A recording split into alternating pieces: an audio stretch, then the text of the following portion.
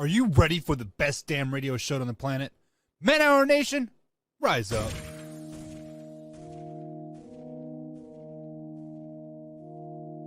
You know on the beat every time, no. I would like to personally welcome you to Man Hour After Dark. Say that thing. Why I bring you the host, Mike, Buck, and Cone. You know who's coming to the stage. Sports talk than what you about to hear right here. I second that. Go. You know that it's us when we talking about sports. Giving you facts on the field to the core. Tune in, we need the support. 1 hour too short, then listen some more. On all your stations, not dropping no music. Stripes like Adidas, but Nike just do it. Down 4 in the 4th, we go for the win. Michael 2 seconds, we taking it in. Buck, Mike, and Combs, you know what's going on. Man, now we're After Dark, no LA, we the big spark. No 4th and inches won't cut short. Got the best talking, it's all sports. Buzzing more than buzz beaters. We coming live all through your speakers, go.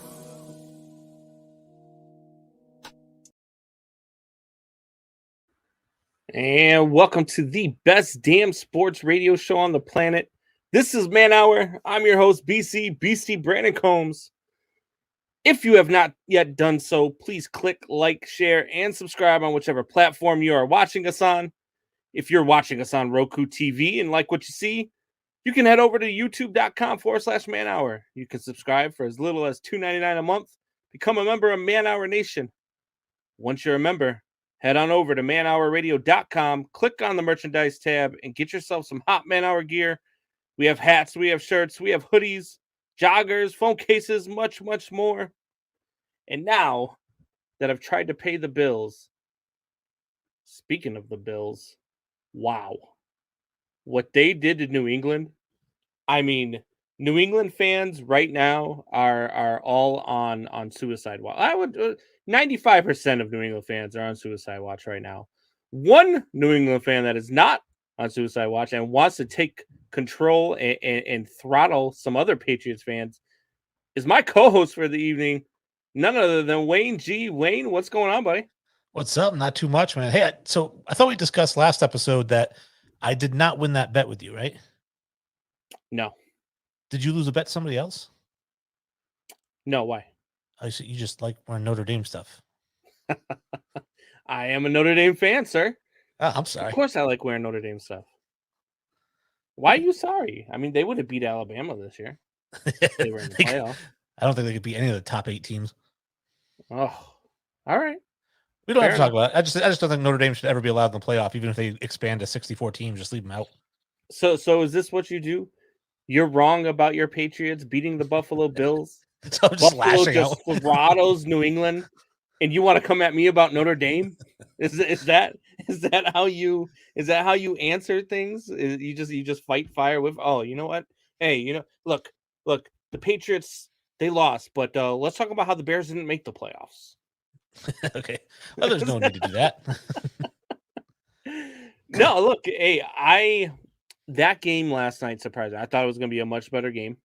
Actually, as a matter of fact, that game cost me my parlay for the weekend very early because I did pick the Patriots plus the 4.5 in my parlay because I thought it would, even if Buffalo did win, I thought it would be a tight 3-point victory. I did not think it would be as big of a victory as it was. But, look, we're going to get into all that and more, especially once we get into that Patriots game. But the first one I want to talk about here, man, is, look, it's been a long time coming.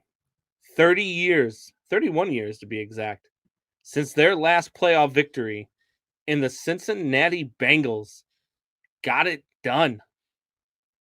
They got it done. What was your first reaction to that Bengals victory over the Raiders? At least I was right about half the games today.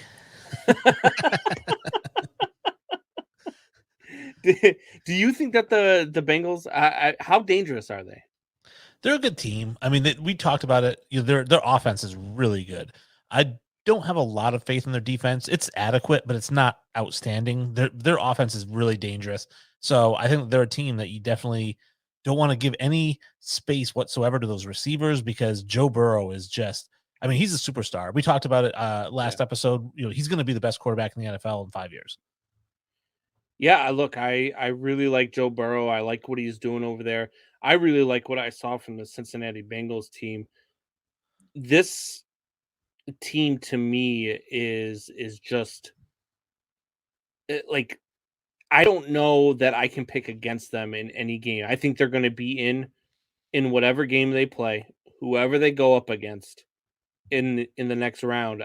I'm going to have a hard time picking against them no matter who they play, because what Joe Burrow does with Jamar Chase, and then you add Joe Mixon to the mix, the offensive line is doing its job, the defense is playing outstanding. I'm gonna have a hard time picking these guys. And speaking of Joe Burrow, we've talked about this. I talked about this last week. I think this guy is the MVP of the league. I just do. I think his numbers are right up there with Aaron Rodgers. He's got better numbers than Tom Brady, and he's doing this with the Bengals. Okay, this is a Bengals team that was not supposed to be where they're at right now. Nobody picked them to be where they're at right now, and they're doing it. You look at guys like Aaron Rodgers and you look at guys like Tom Brady, and those are the other runners for MVP right now. And those are the guys that you look at and you expect them to be where they're at right now. And so for me, that to me, it just puts Joe Burrows ahead, and that's who my vote would go to for MVP. Because for you, when there's a lot of MVP conversations in every sport, it's like, is it the most valuable player to the team? Is it the guy who had the best season? And you're saying it's the guy who had the most surprising season should be the MVP. Now, for me, you said that he had better stats than Tom Brady. He's got a better completion percentage. You can't name any other stats that are better than Tom Brady's. Tom Brady had fewer interceptions, more touchdowns, more yards. No, he's got more passing yards than Tom Brady. No, Tom Brady has 5,300 this year. He's one of two quarterbacks with 5,000. Burrow had 4,611. Oh, maybe it's Aaron Rodgers. He's got like, I think it's close to 1,000 more yards than Aaron Rodgers, and that's who. Okay, but he's way behind Brady, almost close to 1,000 yards less than Tom Brady. So basically, Tom Brady has had a much better statistical season. Well, and Tom Brady's also got a lot more weapons than Joe Burrow. Does he though? I mean, he's got one weapon. He's got Jamar Chase, and then if you want to count Joe Mixon as being a weapon, sure. And T. Higgins, yeah, but look, Higgins isn't. Look, Jamar Chase for me, rookie of the year. Jamar Chase. I don't think offensive rookie of the year. I don't think there's any argument, right? It's Jamar Chase. So you give him that guy, but Aaron Rodgers plays with the best wide receiver in the game and a top 5 running back. You look at Tom Brady, who's got Gronk. He's got a top 3 wide receiving core over in Tampa Bay. He's got a top offensive line. He's got a top defense. Like, to me, the Tampa Bay Buccaneers are where they should be. And this is what you've come to expect out of Tom Brady. Now, my question is, if Tom Brady gets hurt or if Tom Brady goes down, that Buccaneers team with who's their backup quarterback? Is it the kid out of Florida? Is it Trask? Is it? Oh yeah, it might be. Yeah. All right. So if Trask comes in, are they still a playoff contending team? Even if it's not a division winner, maybe they don't win the division.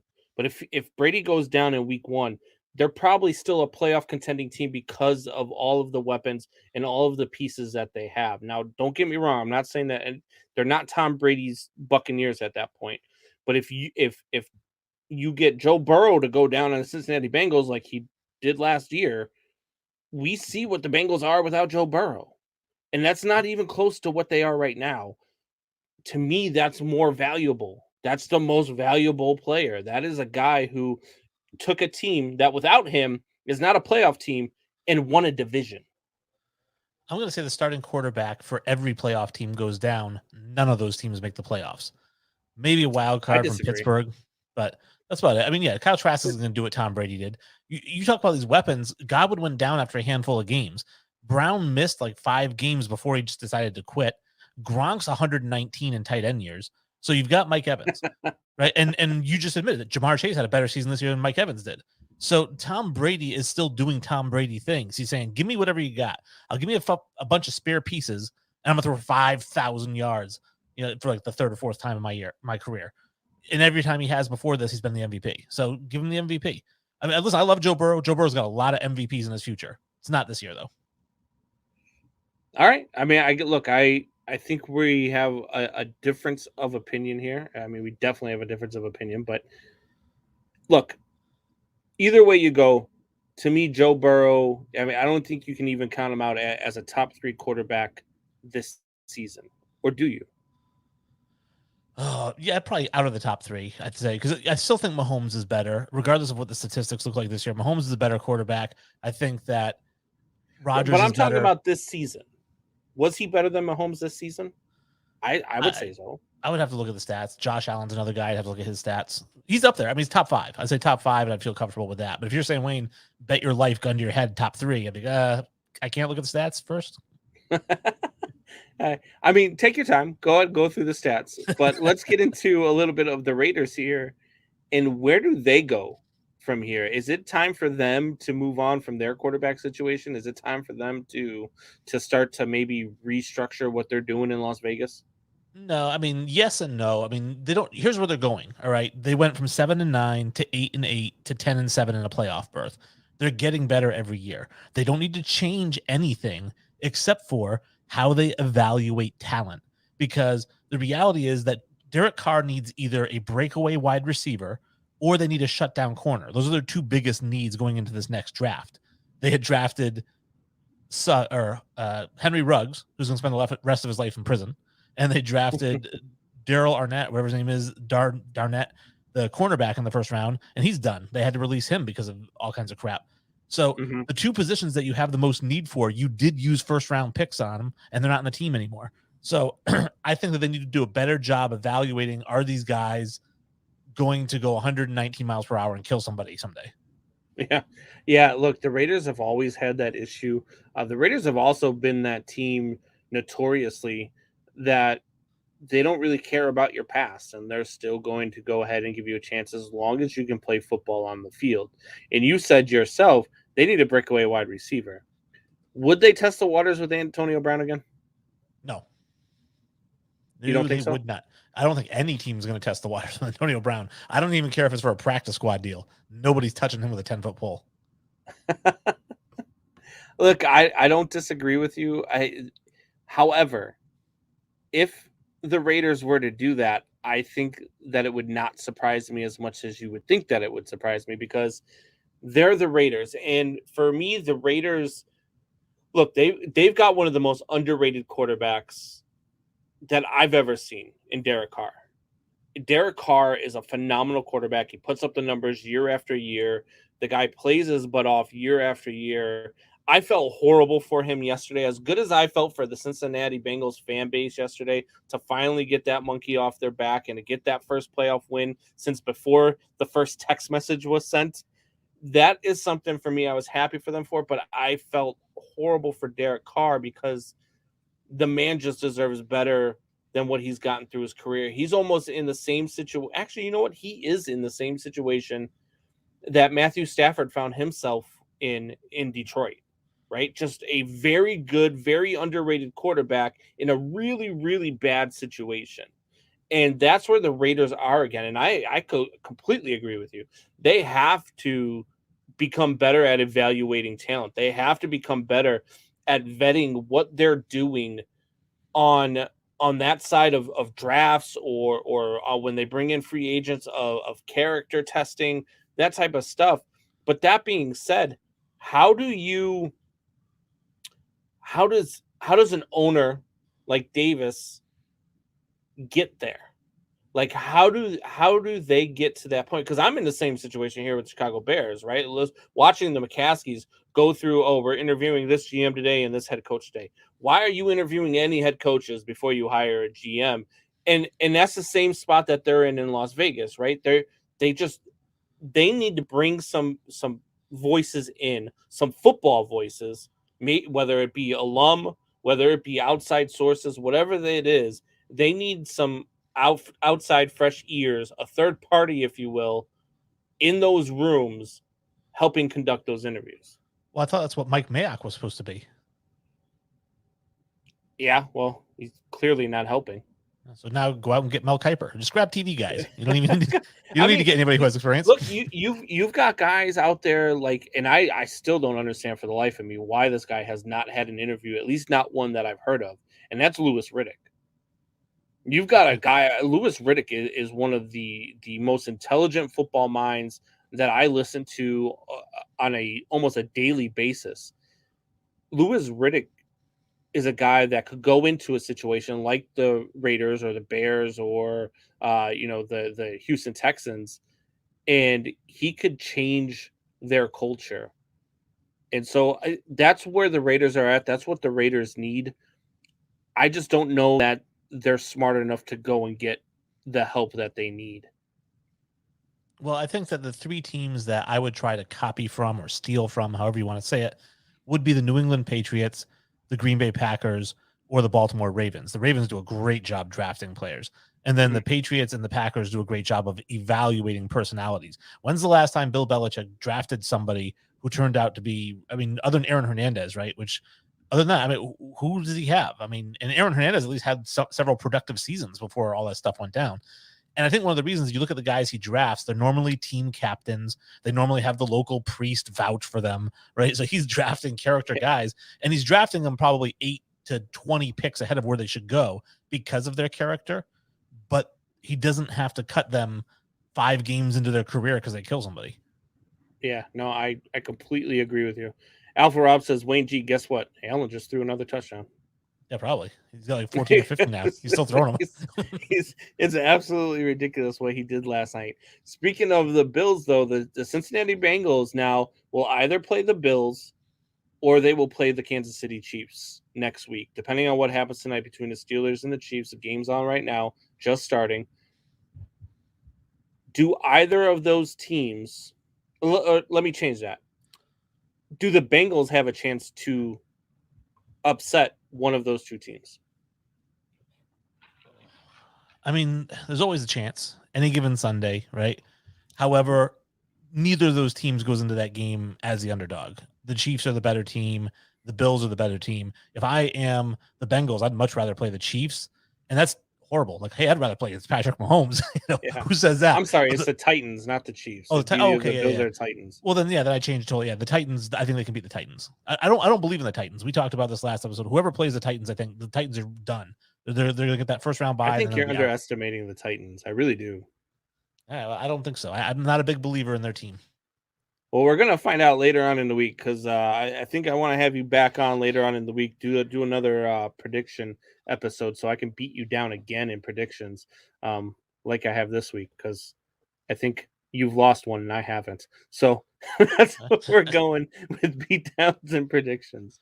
So actually, no, you know what? I did lose. I just lost one. The Niners beating the Cowboys. We'll get to that in a little bit, though. God, Dak Prescott. Anyway, moving on. So you would pick an upset against the Titans, but not against the Bills. Yeah, no, I guess that Bills team is just ridiculously scary right now. Okay, fair enough. Well, let's get over to the chat real quick here before we head to our first break. We've got One Pride 40 checking in, says, how about them Cowgirls? With a laughing face. I see you out there, One Pride. Alpha Rob's in the chat. Drew's in the chat. Michelle's in the chat. Chat is starting to blown up. Alpha Rob says, I warned you, Combs. You did warn me. I should not have placed that bet pitting up Patriots at 4.5. But look, in my defense, it was Bill Belichick. And it's the playoffs. And that Patriots defense was playing very well. It was going to be extremely cold. Josh Allen hasn't, in his career, played very well in the cold. I thought it was going to be a tighter game than what it was. They proved me wrong. And you were right, Alpha Rob. I give you the props for sticking with your team, saying what it was going to be. I mean, look, you could have been wrong too, but you weren't. So we'll go with that. Then Drew says, howdy. Oh, out to One Pride 40. I was like, who the hell's OP40? Anyway, Drew says Zach Taylor should get Coach of the Year. Okay. Is that the Cincinnati coach? Cincinnati, yeah. You with that? I'd have to really look at it. I think Bill Belichick's got to be there, right? I was just gonna say a good case for him too, with the rookie quarterback getting to the playoffs. Yeah, but Burrow's essentially a rookie. He played 4 games last year, right? No, he played. He blew out his knee after like 4 games. 2 and 7. No, it was. Was it that late in the season? Yeah, it was late in the season when he got hurt. He was looking good though, even though they weren't winning games. He was still looking good. Last season, they had a lot of like 1-point losses. in those first 9 games that he had, or at least, 1 score losses, I should say. And then Drew says, Cowgirls did what Cowgirls do in the playoffs. Yes. A lot of people, they love to hate on them Cowboys, man. You know what would be hilarious to me? This would be like a dream come true, is if the coach of the year was Brian Flores. Yeah. After getting fired. Yeah. Brian Flores. Yeah. You know what? Look, Brian Flores, for whatever it's worth out there in Miami, I think that they're going to really, I think they're going to be disappointed in their decision to let Brian Flores go, because I think whatever situation Brian Flores finds himself in, maybe one of the most interesting that I heard was him going to Houston and talking to Sean Watson and staying in Houston and getting the quarterback that he wanted to have in Miami.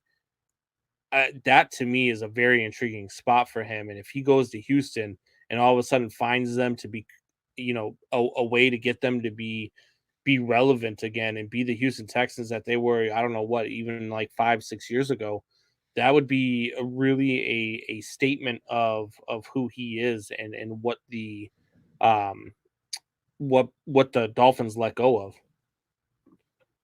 Yeah, I don't think he ends up there. And I don't know, I could be wrong. I'm not a big believer in the Houston Texans either, even with Watson. I think even with Watson, they're an 8-9 team at best. Yeah. All right, so we're going to get to another break. Or I'm sorry, we're going to get to our first break. And when we come back, we are going to get into some more football. We're going to talk about them Patriots fans jumping off the ledge. I know Wayne can't wait to get to that. So stay with us. We'll be right back. 2 minutes.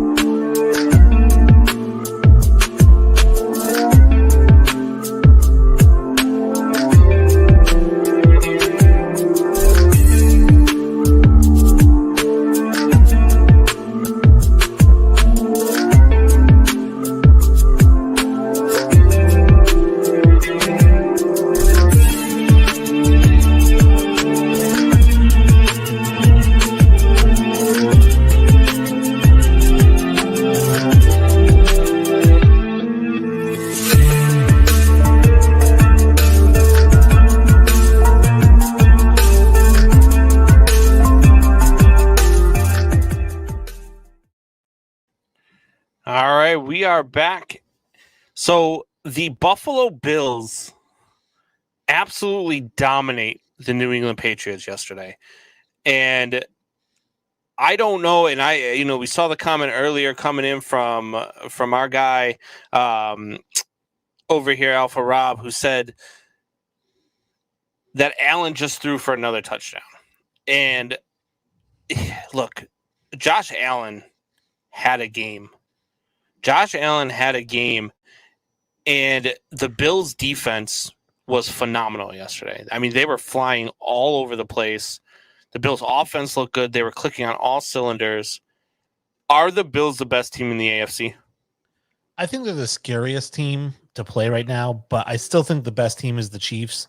Until somebody beats them, I think they're the best team. They've got the best quarterback in the AFC. I think that they're the team to beat. However, if I'm any team, I don't want to play Buffalo. I think I would, like we were talking about Cincinnati, I would rather play Kansas City than Buffalo, even though I think Kansas City is better, because Buffalo just scared the crap out of me if I'm another team in the AFC right now. Yeah, look, before the season started, the Buffalo Bills were my Super Bowl pick. And before the playoffs started, I said I was sticking with that pick. I think that the Buffalo Bills are the best team in the AFC. I think they are the most dangerous team in the AFC. I think that they're better than the Chiefs because they can score more than the Chiefs. The Chiefs' offense all season long has not been the same Kansas City Chiefs that we are used to seeing. They average about 20 points a game, and that is not what is going to beat the Buffalo Bills. The Buffalo Bills will be able to shut down the Kansas City Chiefs if that's who they have to play come next Sunday. I don't know that there's a team in the AFC right now that I would favor over the Buffalo Bills. Well, especially if Josh Allen plays the way that he played this game. Because, listen, I've come on the show, I've said I would rather have Lamar Jackson than Josh Allen, and I've gotten that people have hit me up since this game and been like, hey, would you still make that pick? Would you still take Lamar Jackson over Allen? And obviously Lamar didn't have as good a season as Allen this year. Allen's put together 2 good back-to-back seasons.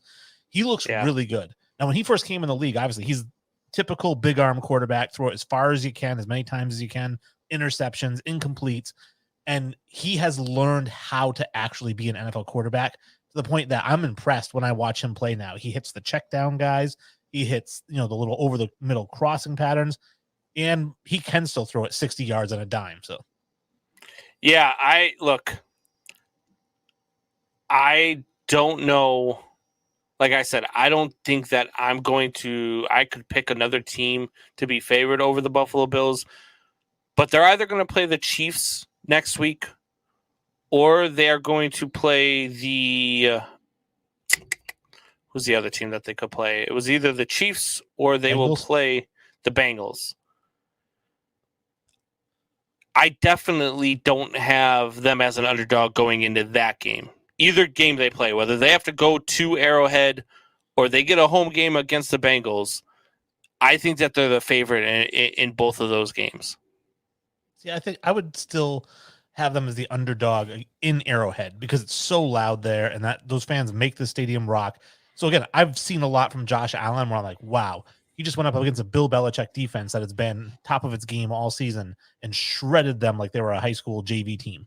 So that's impressive.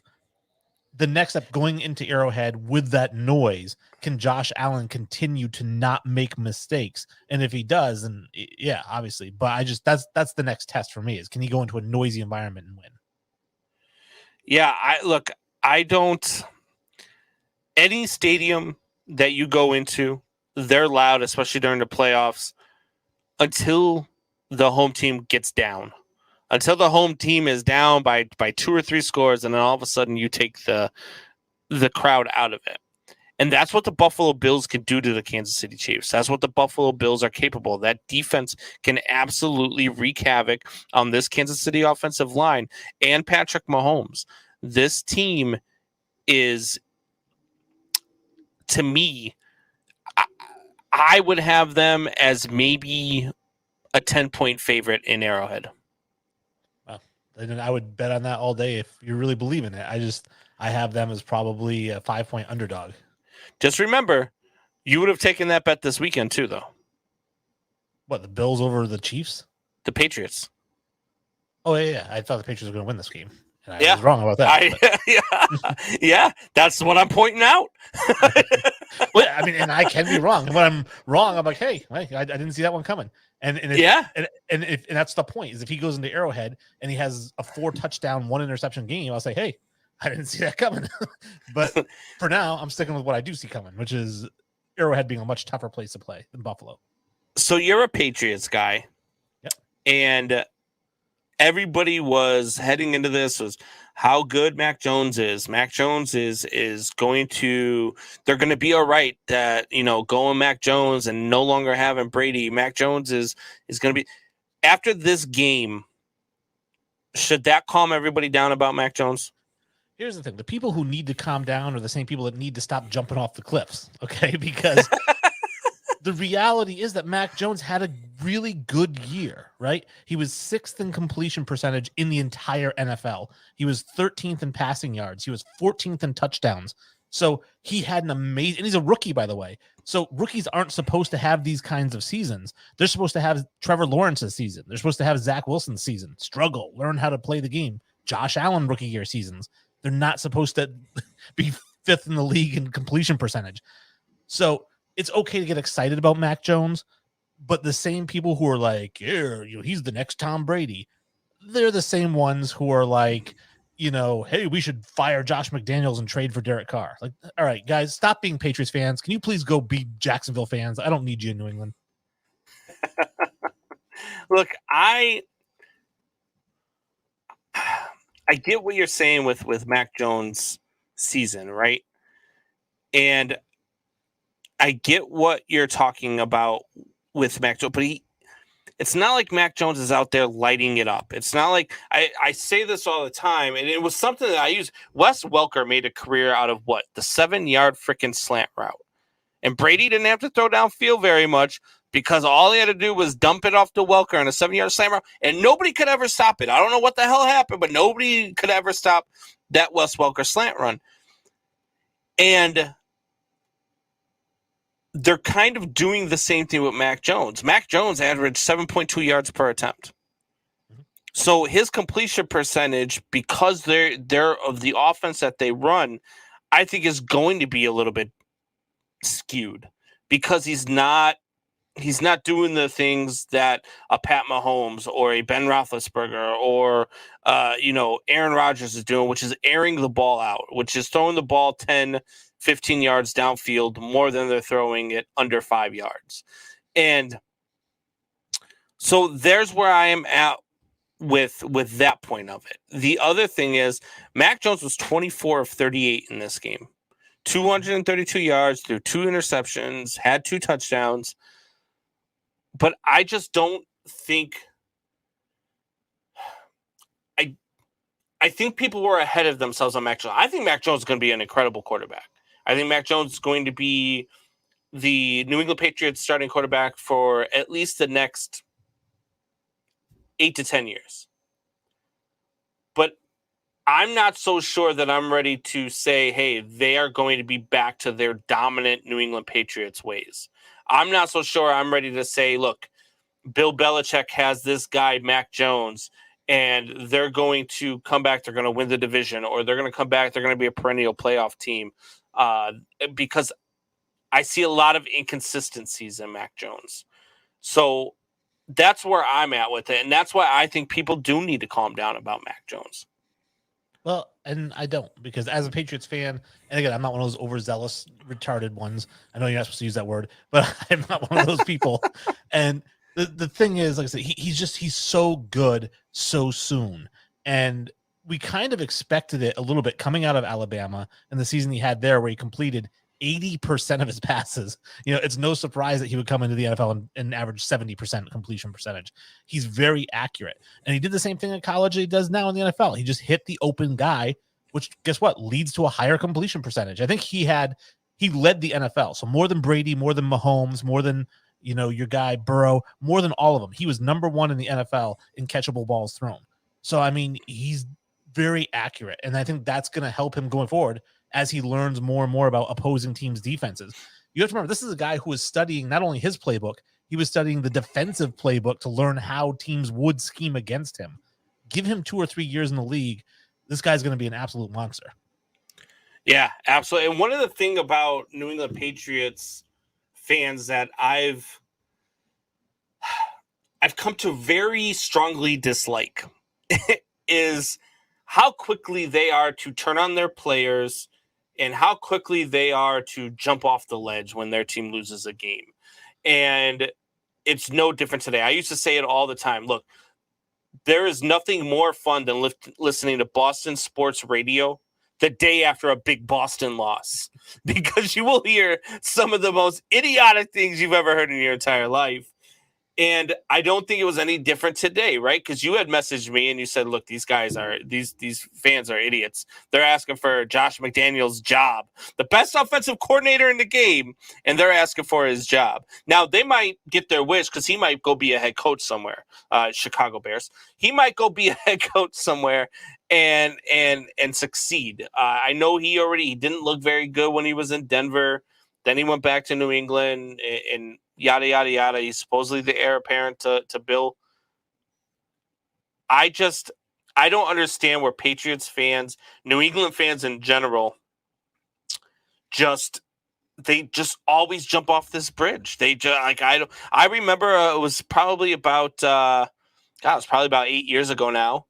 And the Patriots had started out the season 2-2, or maybe it was 2-4 that year. And they were like, oh, it's time to go away from Brady. He's getting old. Bill Belichick is over the hill. We need to fight. And these are things that I'm hearing in Boston sports radio because the Patriots are 2-4. Well, they won every game the rest of the season, including the Super Bowl. And then all of a sudden, those fans were the same fans that are calling you up, telling you how great the New England Patriots are and just want to throw it down your throat. So this is why I hate the New England sports fans. And it's not all of them, but it's a vast majority of them.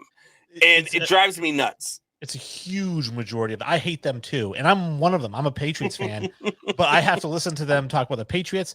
And you think it's over. It's never over. It's like, what about Bob? You think he's gone? He's not gone. He's never gone. It's like, now that football season's over, we got baseball season. It's all Red Sox fans are the same dumb fans who are going to do the same things. And it's like, they're so obnoxious when they win. And then when they lose, they're the most ridiculous crybabies. And I love to see, they did a Simpsons episode where they go to Boston, and it's so funny because Homer starts off, he's in the bar watching a Patriots game, and he's saying to the Patriots fans who are in the bar, he's like, hey, you guys are just a bunch of stinking cheaters, right? He said, hey, we won 10 division titles in 8 years fair and square. But it's so funny because they're the worst. They're the absolute worst. And like you said, they're calling for Josh McDaniels to be fired because the defense gave up 47 points. What do you want him to do about it? You know, yeah. And that's the thing. Look, that's a lot of fan bases, though, right? Because there's a lot of fan bases out there that a vast majority of their fans don't understand what they're watching. All they understand is whether or not their team won or lost. They don't understand what they see as a product. They don't understand the business side of things. And they don't understand what causes their team to lose, right? It's just, oh, our team lost. Oh, you'll look today or tomorrow, and I mean, we're going to talk about this later too, but wait till you hear about Cowboys fans. Wait till you hear what they're going to be talking about. I don't know that it's just New England fan bases. The difference between New England fan bases and wow, sorry, the Kansas City game just caught my eye. They just had a great run back, got within the 5-yard line. Mahomes went to go throw a pass, ran out to the right, went to throw a pass. TJ Watt jumped in the air, deflected it. Steelers intercepted it on the 5-yard line. Unbelievable. So I think a lot of fan bases are like that. The difference with the New England Patriots fan base is that as soon as they just win another game, they're going to throw it right back down your throat. Oh, the greatest ever. McDaniels is a genius. McDaniels is a genius. Bill Belichick is the greatest coach of all time. We don't need anything. We're going to win the Super Bowl. Like, stop. Shut the hell up. Drives me nuts. There's a way to do it, and they don't know how to do it that way. But it's basically just be somewhat humble. I mean, listen, I think Bill Belichick is the greatest coach ever. Listen, nobody's going to argue with you about that. So you don't have to go right up into somebody's face and be like, Bill Belichick's the greatest coach of all time. You don't have to do that. Like, everyone gets it. Just chill out. Yeah, it drives me absolutely up a wall, and it's one of those things that I've never liked that from, like I said, from any fan base. When they, if I hear somebody talk about, and I love, my favorite thing to do on Facebook is screenshot fans' reactions during the games as the games are going on, because then fans of the teams are like, "Oh, this guy's garbage. He needs to go." Blah blah blah. So I'll screenshot it, and they'll come back and win the game, and they'll be like, "Yeah, the Bears, they did this, they did that, great." And I send the screenshot right on their freaking on their new post about how great their team is, and it's like, really? Because an hour ago you didn't think that. Like it drives me absolutely up a wall.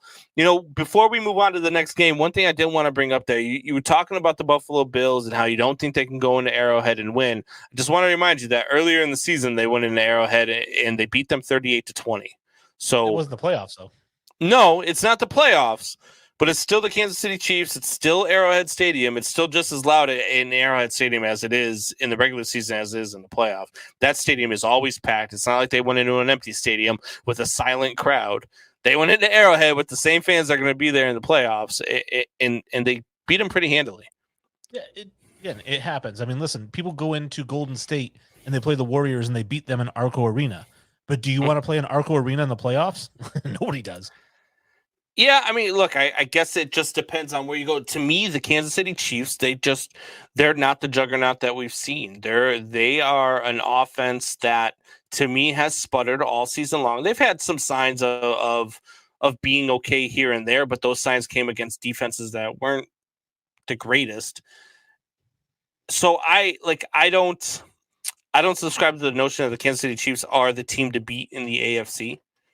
I either think that either goes through Tennessee or Buffalo. I think that those are the two teams. I think those are the two best teams in the AFC. I think a lot of people underestimate the Tennessee Titans, but that's just me.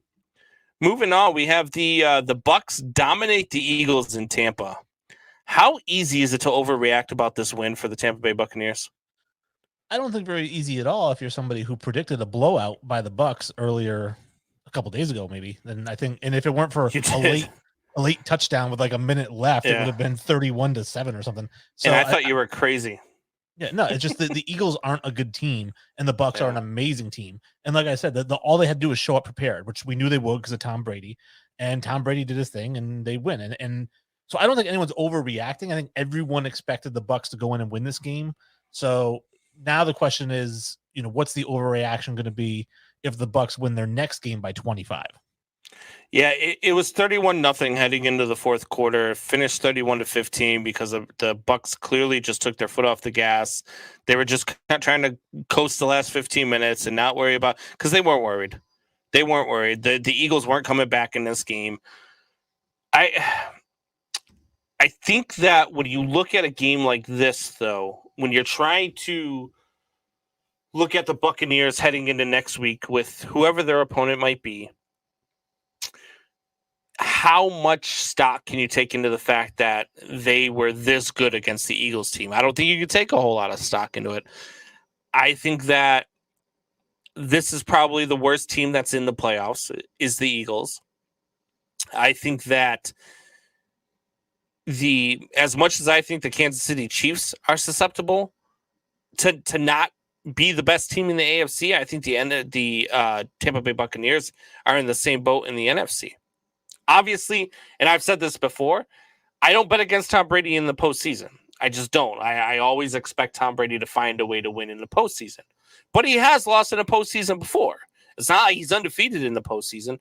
I think there are teams out there that can beat them. I think a team that has a very stout defense can beat them, a la the Arizona Cardinals or the Los Angeles Rams.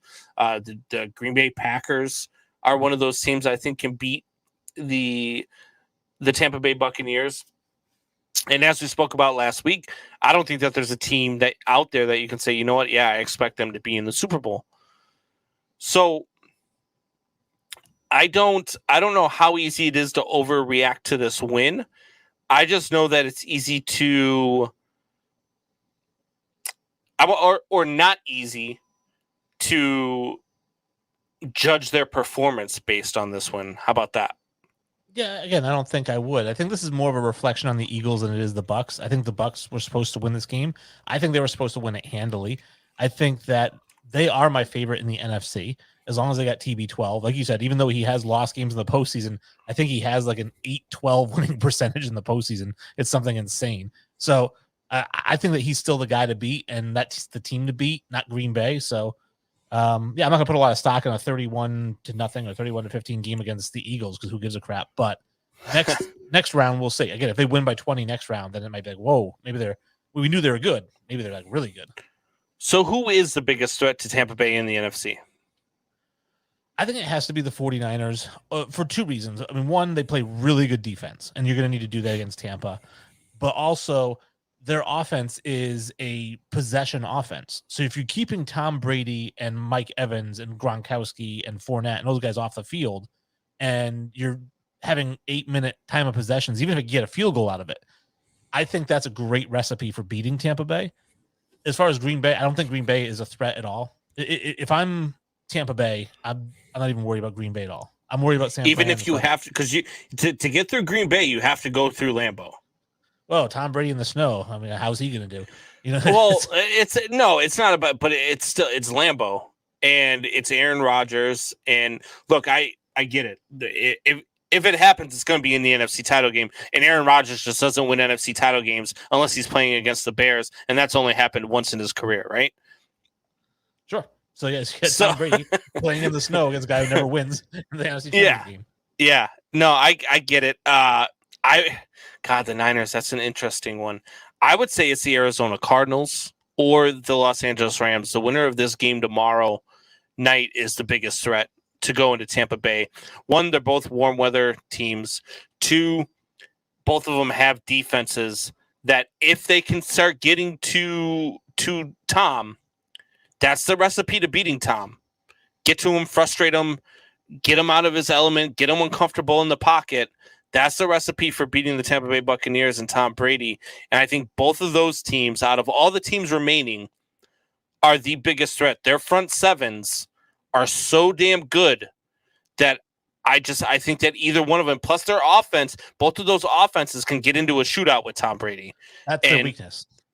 So I feel like both teams, whichever one comes out of this Monday night game tomorrow night, I think is the team that can beat Tampa Bay.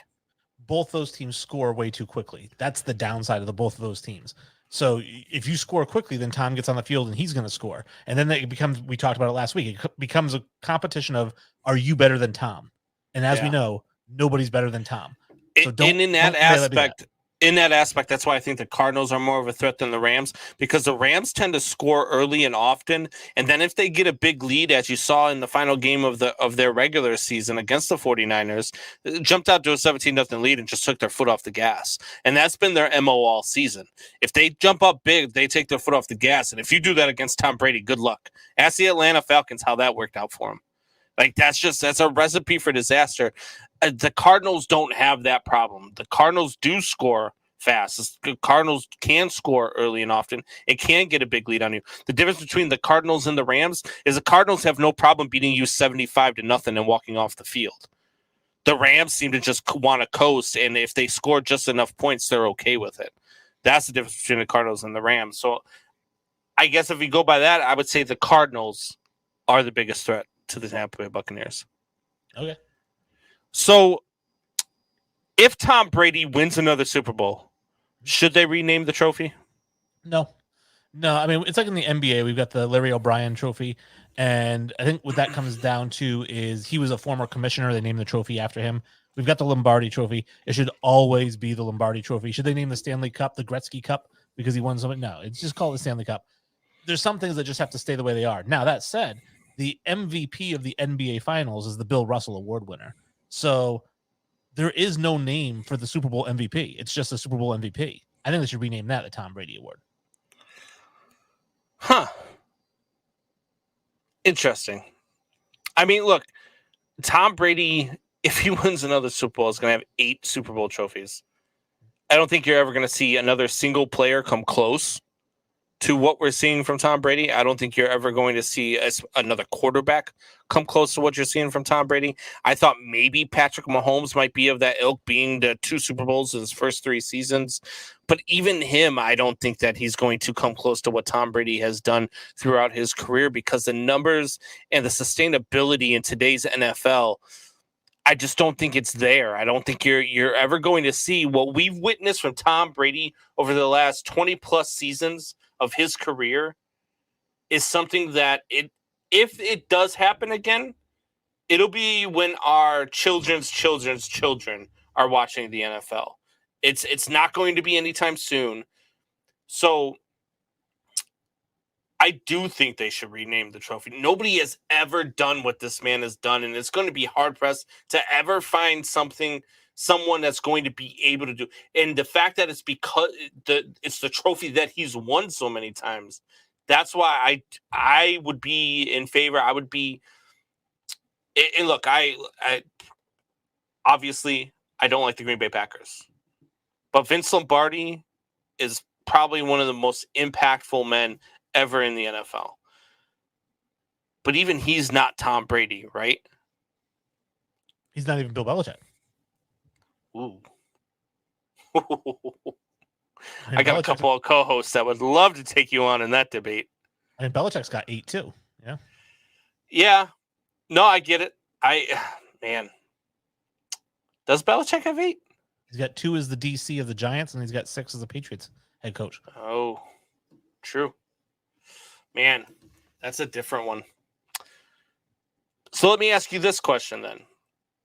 Tom Brady, his stature, his level of excellence, and his level of dominance throughout his career in the NFL, is it more than what Jordan's was in the NBA? So I think when you'd ask me, you're like, is his impact bigger than Michael Jordan's impact in the NBA? And my initial response to that is absolutely not. I think what he's done has been more difficult than what Michael Jordan did in the NBA, because I think football is more difficult than basketball. I think quarterback is more difficult than any basketball position. And like you said, we may never see anything like this ever again. We probably could see somebody win the 6 championship rings. It could happen, and I wouldn't be surprised by it. So I think that in terms of what's harder, being a quarterback winning 8 Super Bowls is way harder than being an NBA player winning 6. However, in terms of impact, the entire game was changed because of Michael Jordan. We didn't change the game because of Tom Brady. You know, we changed the way it was played because of Jordan. Guys came in there dunking from the foul line because they saw Jordan do it. I think he changed it for the worse. We talk about guys who don't play defense. I understand Michael Jordan was like a 10-time all defensive player. He was defensive player of the year, but all the guys saw on SportsCenter were his dunk highlights. So we got a whole generation of players who come in who can't shoot a 15-foot jumper and all they can do is dunk. That's the Jordan impact. I don't think we're going to see a lot of guys come in saying, I want to play until I'm 47. You know, it's just, I don't think Brady's going to impact the game the same way. Yeah, look, his impact in that aspect of changing the sport that he's playing, nobody will ever compare to what Jordan did in the NBA.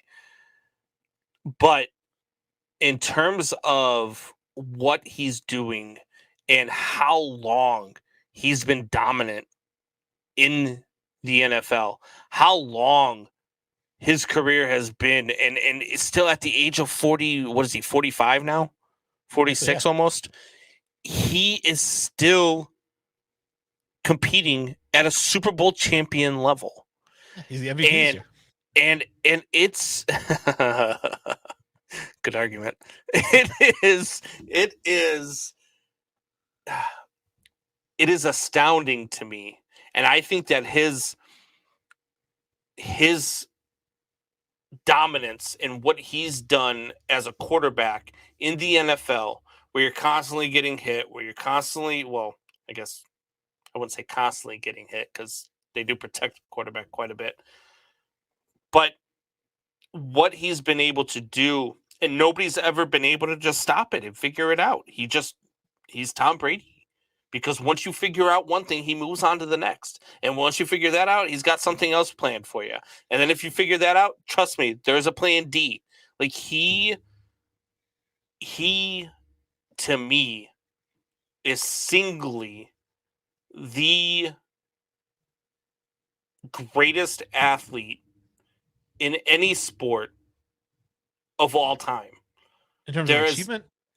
In terms of achievement. Like if you went with the 4 major sports and you went with the Mount Rushmore, right? You would obviously have Jordan. You would obviously have Gretzky. Most people would have Gretzky. I argue against it sometimes. But I I wouldn't blame people for having Gretzky. So you go Jordan, Gretzky, baseball. Some people go Ruth. I go Bonds. Either way, and then you go Tom Brady. Right now, if you rank those guys 1 through 4, Tom Brady's number 1. It's tough. It's tough because, again, I've always said that I'd choose the best. I don't have Jordan as my number 1. We know that. But I've always said that I don't choose the best player. I do it based on their dominance and how they dominated. And he has dominated for sure. But like Ruthian, like hitting 60 home runs when the rest of the American League combined has 43, or, Wilt Chamberlain, like when you have 160 games with 30-30 and the next closest is 3. Winning 7 Super Bowls when no other quarterback has even appeared in more than 4. Right. So we got 4, so 7 to 4. And he could double up there 4, this year. Yeah. So, and that's just appearances, not just wins. That's appearance. I mean, he's appeared in over 10. He's been in 10. It could be 11 this year. And so what makes it weird is he's kind of like a mixture of like a Russell and Jordan, right? So from an individual statistic standpoint, he never dominated statistically the way that Wilt did or the way that Ruth did. But he's dominating on a team level, which is what Bill Russell did. But Russell never dominated statistically. So I think he's more comparable to Bill Russell, but I agree that he's the face of football. I just don't think he's had the same impact as like a Babe Ruth. It would be hard for me to put him ahead of Ruth or Gretzky, who, like you said, if he scored 0 goals, would still be the NHL's all-time point leader. Yeah, he's definitely the greatest offensive player of all time. Yeah, for sure. It's like Tom Brady. Is that how many tackles does he have in his career? Probably more than Gretzky's taking hits. All right, so let's get to the comments here before we go to our next break. We've got a couple here. I see Joey's here in the chat. What's going on, Joey? He says, remember that bet we had about if the Bears get more than 6? Yes, we did have a bet, Joey. I don't remember what that bet was, though. So remind me what the bet was. I will honor that bet. You were right. I was wrong. The Bears suck. Joey, don't tell him he has to wear a Notre Dame jersey. He's already doing that. Oh, God. Drew, like they say in Mortal Kombat, finish him. As Drew and Alpha Rob are going back and forth. Drew is a Kansas City Chiefs fan. Alpha Rob is a Buffalo Bills fan. Drew was talking about the Chiefs beating the Bills, but Alpha Rob obviously said, "Hey, we already beat Kansas City in Kansas City." Alpha Rob says Mahomes is doing Mahomes things. Well, we are in the second quarter with about 14 minutes to go, and it is 0-0. I have seen one interception from Mahomes here. Look, this Pittsburgh defense, Pittsburgh has the recipe to stop the Kansas City Chiefs. That's why I picked the Pittsburgh Steelers with the upset of the weekend here in this game. I've heard a lot of people say the upset of the weekend is going to be the Chiefs, or I'm sorry, the Cardinals over the Rams. I'm like, is that really an upset though? I don't know if that's much of an upset. Yeah, would you consider the Cardinals over the Rams to be an upset just because it's 5 versus 4? I mean, not so much that. I think it's just the way that the Rams play, their style of play versus the Cardinals. Veteran quarterback, future first ballot Hall of Fame quarterback up against a guy who's in the playoffs for the first time. I don't know. So that's why I think it'll be a little bit of an upset. Yeah, look, the way that the Cardinals played the last time that they went into LA and just absolutely trounced the Rams. And I mean, the Rams did beat Arizona in Arizona by a touchdown. But I mean, look, what Arizona did in LA, I mean, was a beatdown. And I don't know. These two teams are division foes. They're so evenly matched that it wouldn't surprise me either way you go here. Whichever team wins this game, I don't think it's a surprise to me either way. So I don't know that could be more of an upset. It's definitely not more of I don't think it's more of an upset than the Niners over the Cowboys. And I wouldn't think that it's a bigger upset than if the Steelers were to beat the Chiefs. Oh, it'd be huge if the Steelers beat the Chiefs. That's an amazing upset. I think so too. I think it'd be the upset of the weekend. Yeah, Steelers over the Chiefs, not. Yeah. Yeah, not the Cardinals over the. No, I don't think that's much of an upset at all. Drew says you're talking apples to oranges, Combs. You're talking impact versus accomplishments. I straightened them out. I got it. And I agreed. Says Wilt, 10K women versus your 10. 20K, Drew. Yeah. I think you lost him a little bit there, and I think you're underestimating me and Wayne G's suave. Oh, me and Wilt head to head. I'd lose by noontime. Like his career numbers in half a day are better than my career numbers. Unbelievable. All right, and on that note, we're going to get to another break. When we come back, we are going to play some trivia. Wayne G has provided some baseball movie trivia, so we're going to get back to that, see if you can stump me when we come back.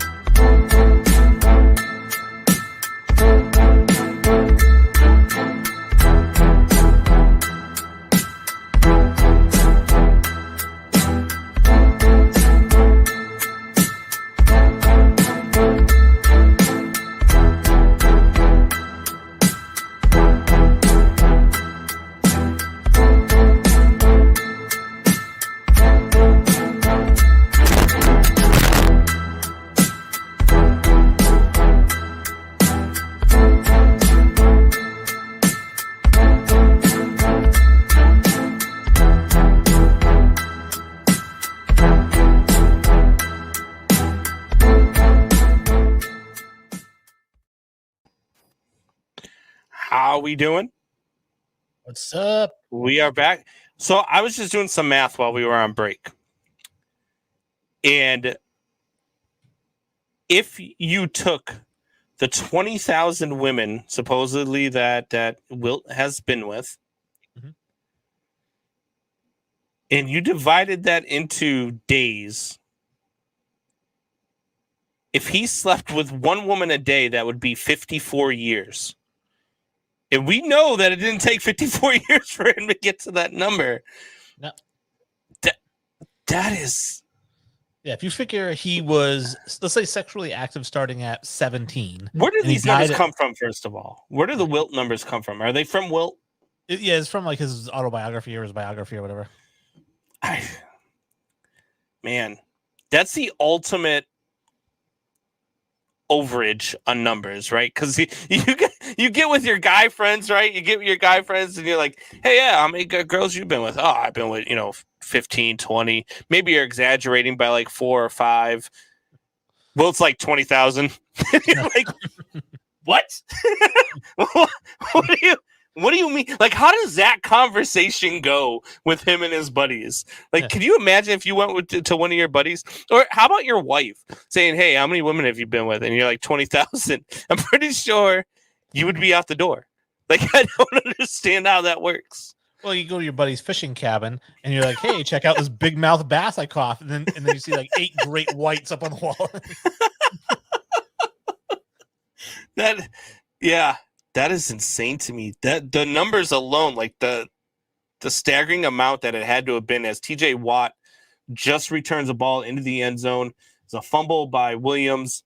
TJ Watt returns it in. It is 6-0 Pittsburgh Steelers over the Kansas City Chiefs right now with about 10 minutes to go in the first half. So we're going to get to some baseball movie trivia here, Wayne. You said you had some stuff planned.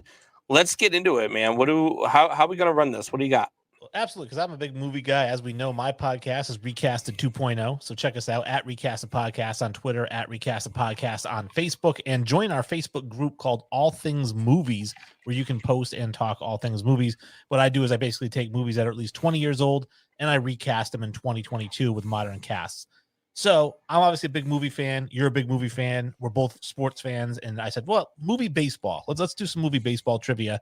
And I'm gonna start off with an easy one. I want to give you a warm up, even though I'm not 100% sure you're gonna get it still, which is in the Sandlot, your favorite movie. Yes. Who says "You're killing me, Smalls"? Oh, that's easy. Come on now. That's God, the Hambino.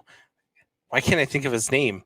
It's your all-time favorite movie, so you have to give me a first and last name. I'm so bad with names.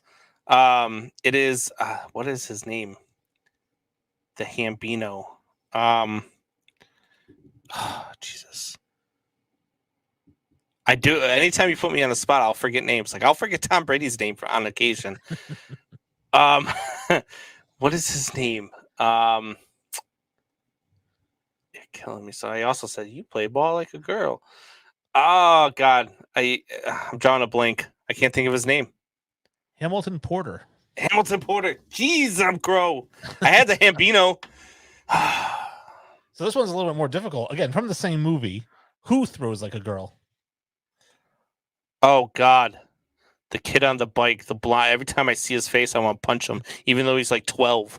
I just want to punch him right in the face. I think it was Ferris Bueller. God, what is the? I want to say his name was Jimmy, but I know that's not right. I'll give you a hint. He just goes by a last name.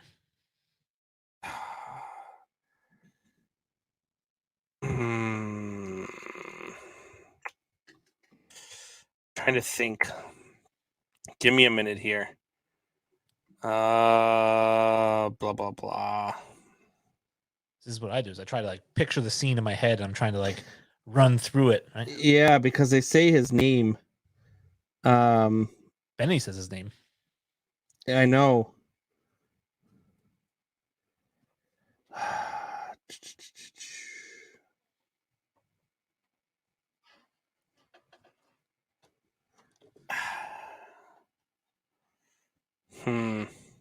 I think it's a lot of dead. I give up. Yeah. I give up. Phillips. It's Phillips. See, I'm bad with names.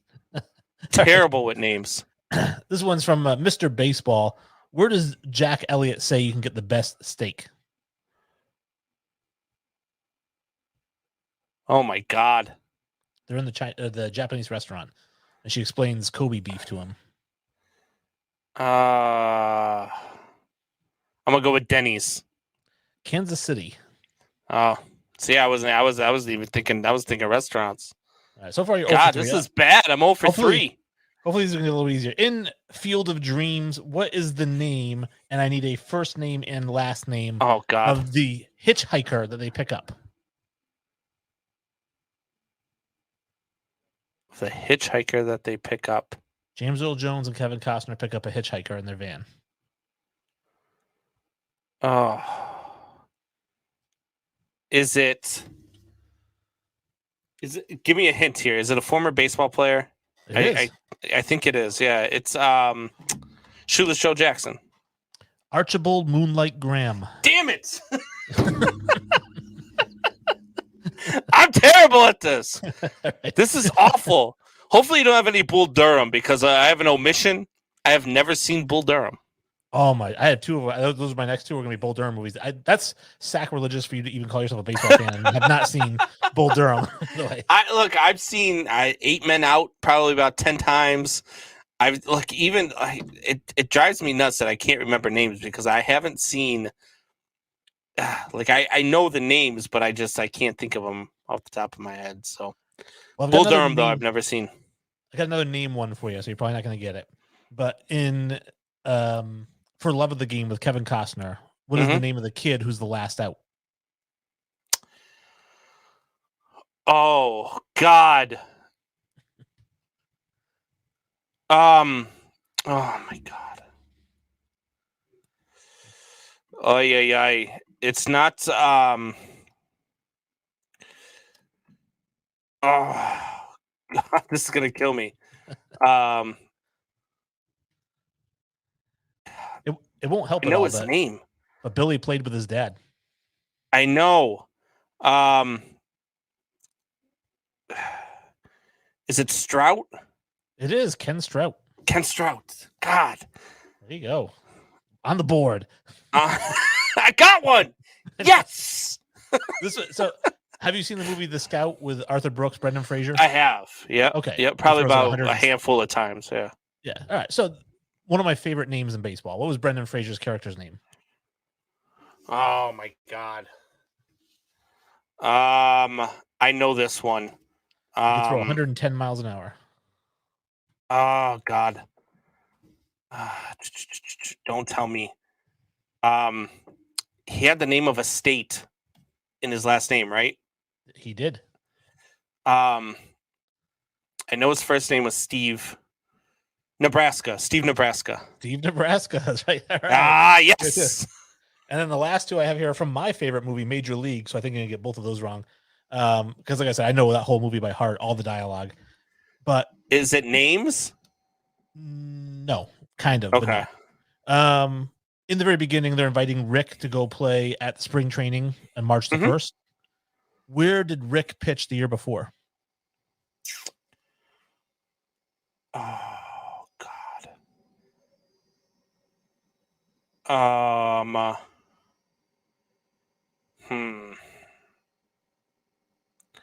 God. These are tough ones, man.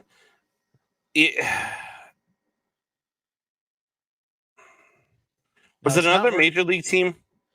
It's a minor league team.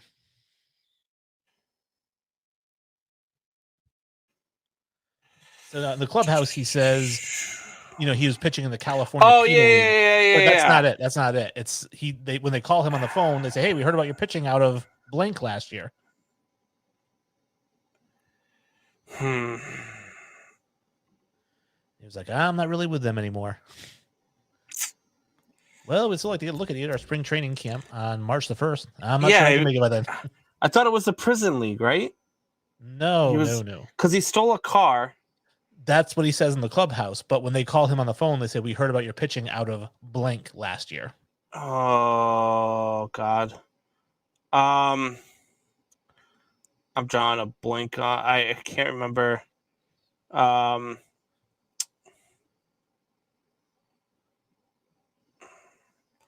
gonna have to give up on this one, just so we don't have too much dead air. I'm gonna throw out there the. Trying to think of some minor league teams. I'm gonna go with the Iowa Cubs. Just Portland. They say we heard about pitching out of Portland last year. Oh, okay. So I'm assuming the Sea Dogs, maybe. Yeah. And then the last one I have, and you're not gonna get this one either, because this is like, I would get it because I know the movie so well. But in the restaurant, Lynn gives Jake a fake number. It's actually 555-1934. When Jake calls it, who answers? Oh God.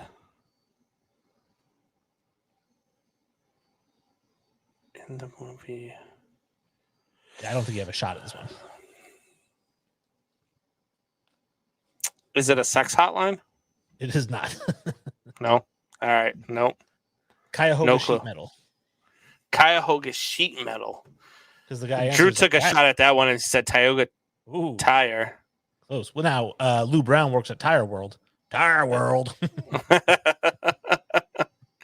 Yeah, some of those are good. Like if I knew names, I could get them.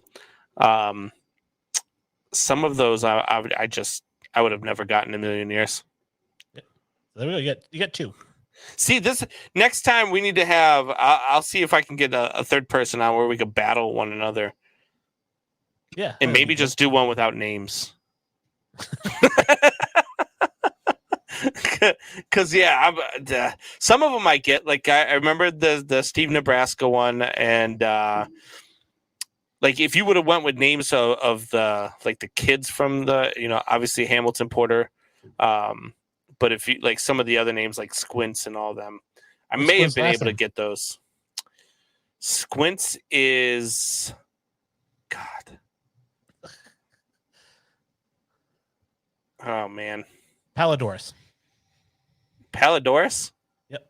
Really? I wouldn't have got that. No, yeah. I wouldn't have got that. And I think it's Yeah. because you're the big excuse guy too. So like now it's names, but the next time I'm like, hey, what number was Willie Mays Hayes? And you'd be like, oh, I'm so bad with numbers. Oh, we should No, do I'm numbers. actually pretty damn good with numbers. I don't remember what number Willie Mays Hayes was. He number 3? 00.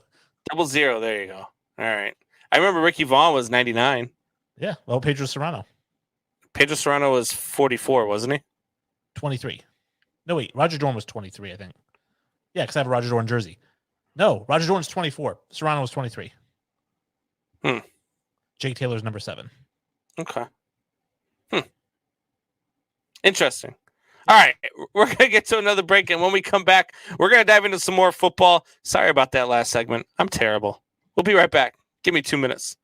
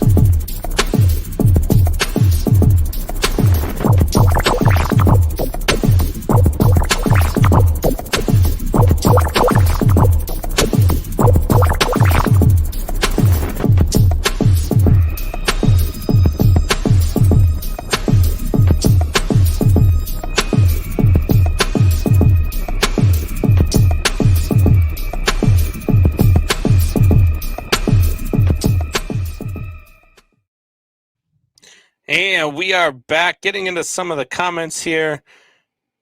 Drew says, and I actually know the answer to this one. Who did Ricky Vaughn strike out in the big game at the end of the movie? Dude, Clue Haywood, the Triple Crown winner. Yeah. See, I remember that because I always remember his name was Clue. And I think his real name is like Peter Vonchinsky or something like that. He used to play for the Brewers. Yeah. And that's a good question too. But yeah, it's Clue Haywood. I love that movie. I haven't seen it in a very long time though. It's probably been about a good 10 years since I've seen that movie. I should probably rewatch that. A good one is, what 3 categories does Bob Uecker say that the Duke led the American League in?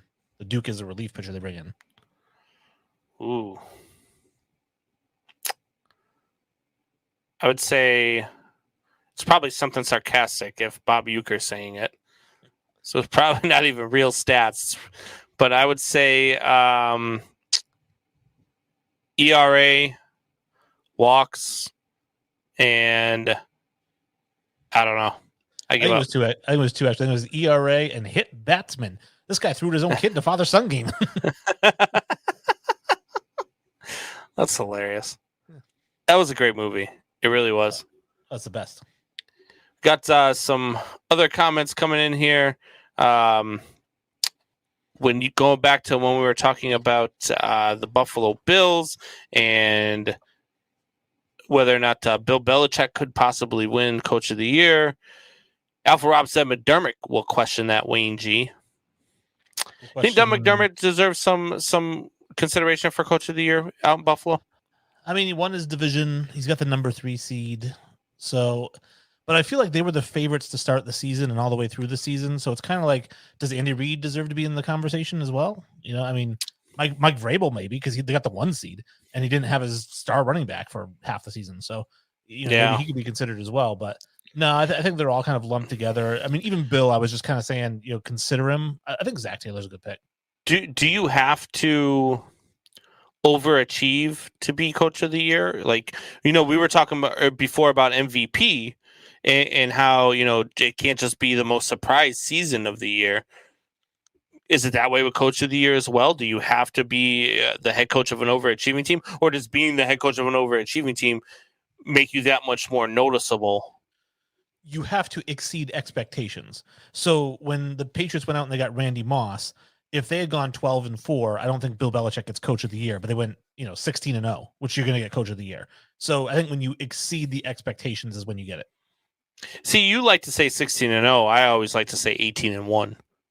Oh, okay. Well, I don't count the playoffs. I do that to Patriots fans all the time. They're like, "Yeah, remember we were 16-0. No, you were 18-1. Yeah, remember that one?" The Coach of the Year and MVP are regular season awards. Yeah, I know. I just like to give Patriots fans a hard time because it's fun and they like to jump off cliffs. That's what they do.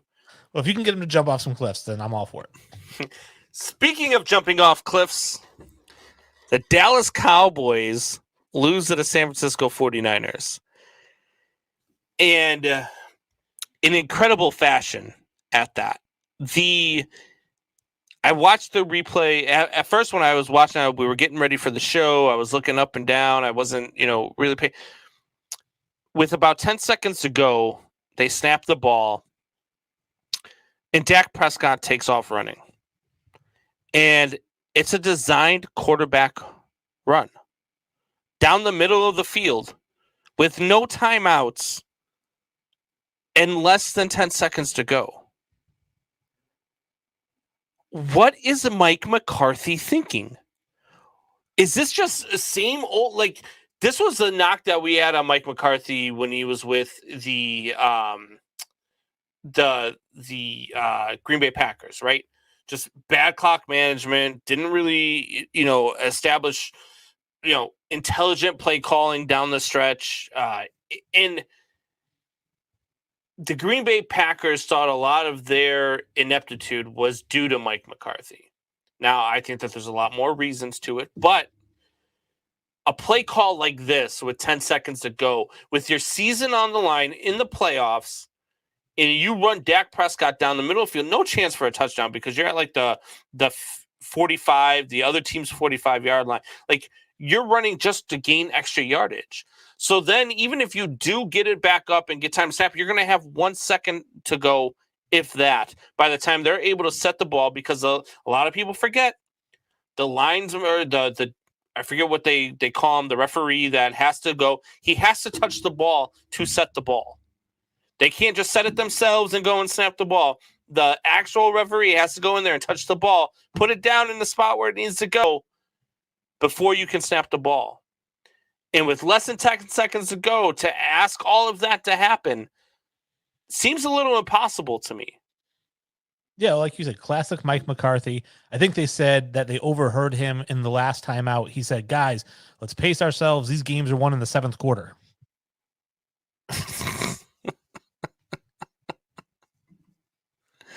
Oh my god. Yeah, just awful. I don't understand. I don't get it. It's just a horrible play call. There have been some questionable calls in big moments that I've seen in my lifetime.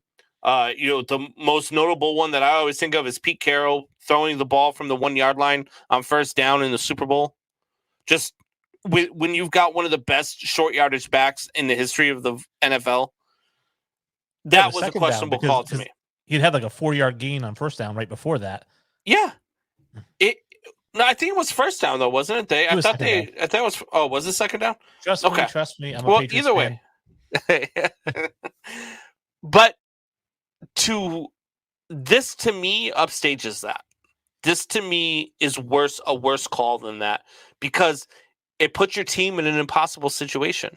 If you've got 10 seconds to go and you're at midfield, basically, why aren't you throwing the ball? If you're not going to take 2 attempts at the end zone, why aren't you at least throwing a sideline route to make it a more obtainable touchdown with the final pass, as opposed to running your guy down the center of the field and sliding and hoping that you can get a snap off so that the clock doesn't run out? You're not down by 3. You're down by 6. Yeah, I have no clue what the train of thought was on that play call. And I don't know if it was a misunderstanding, like if one play was called and it sounds similar to another play. But if that was the case and you're the quarterback, wouldn't you be like, are you sure, coach, we're doing a draw?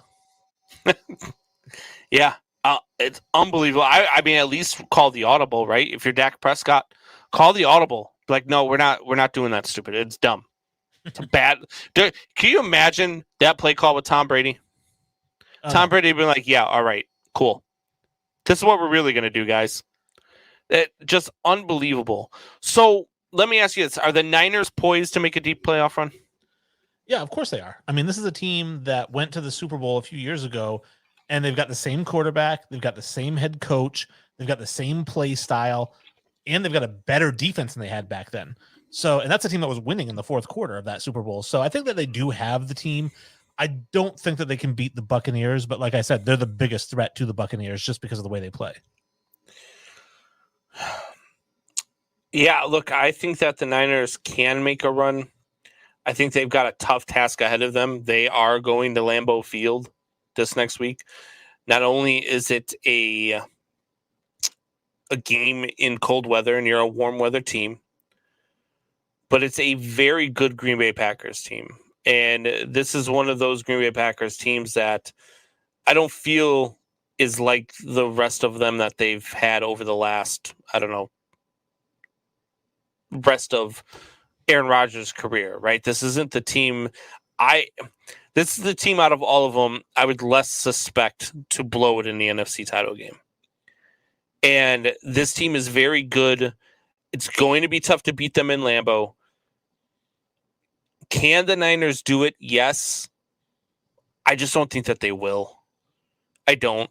I think we're poised to see Rodgers versus Brady again in an NFC title game. And those are the two guys. Look, right now, they are 1-2 in the NFL when it comes to quarterbacks, are they not? I think on the all-time list, they're 1-2, but that's just me. Yeah, it's tough because I really have Mahomes right up there. So it's the three of them. You don't think Mahomes is better? You think Mahomes is better than Rodgers? I don't know. Or better than Brady? I mean, I don't know. I mean, obviously, career-wise, I think that's a tough thing now, too. Is if you say, like, somebody's better than Brady, like, if you say, hey, Mahomes is better than Brady, people automatically go, yeah, does he have 8 Super Bowls? I just can't say Mahomes is better than Brady right now because Brady's 45 years old and he's playing at the same level as Mahomes. Right, but I'm not taking their age into consideration. I'm just saying what they do. And I mean, obviously, Mahomes can throw from every arm angle. He's got great arm strength. He's accurate. I like him a lot. It's tough. I'm not saying he's not. I think Brady could be better. I'm just saying it's tough. It's those three. Brady beat him in the Super Bowl last year. Yeah. I mean, and not only that, but let me ask you it this way then. If you had one game to win, you're in the Super Bowl, and you had those 3 quarterbacks to choose from, which one are you choosing to lead your team in the Super Bowl? but I'm not basing it on the season they just had. I'm basing it on their careers. It's like, hey, who do you want to take the last shot in an NBA basketball game? Robert Horry.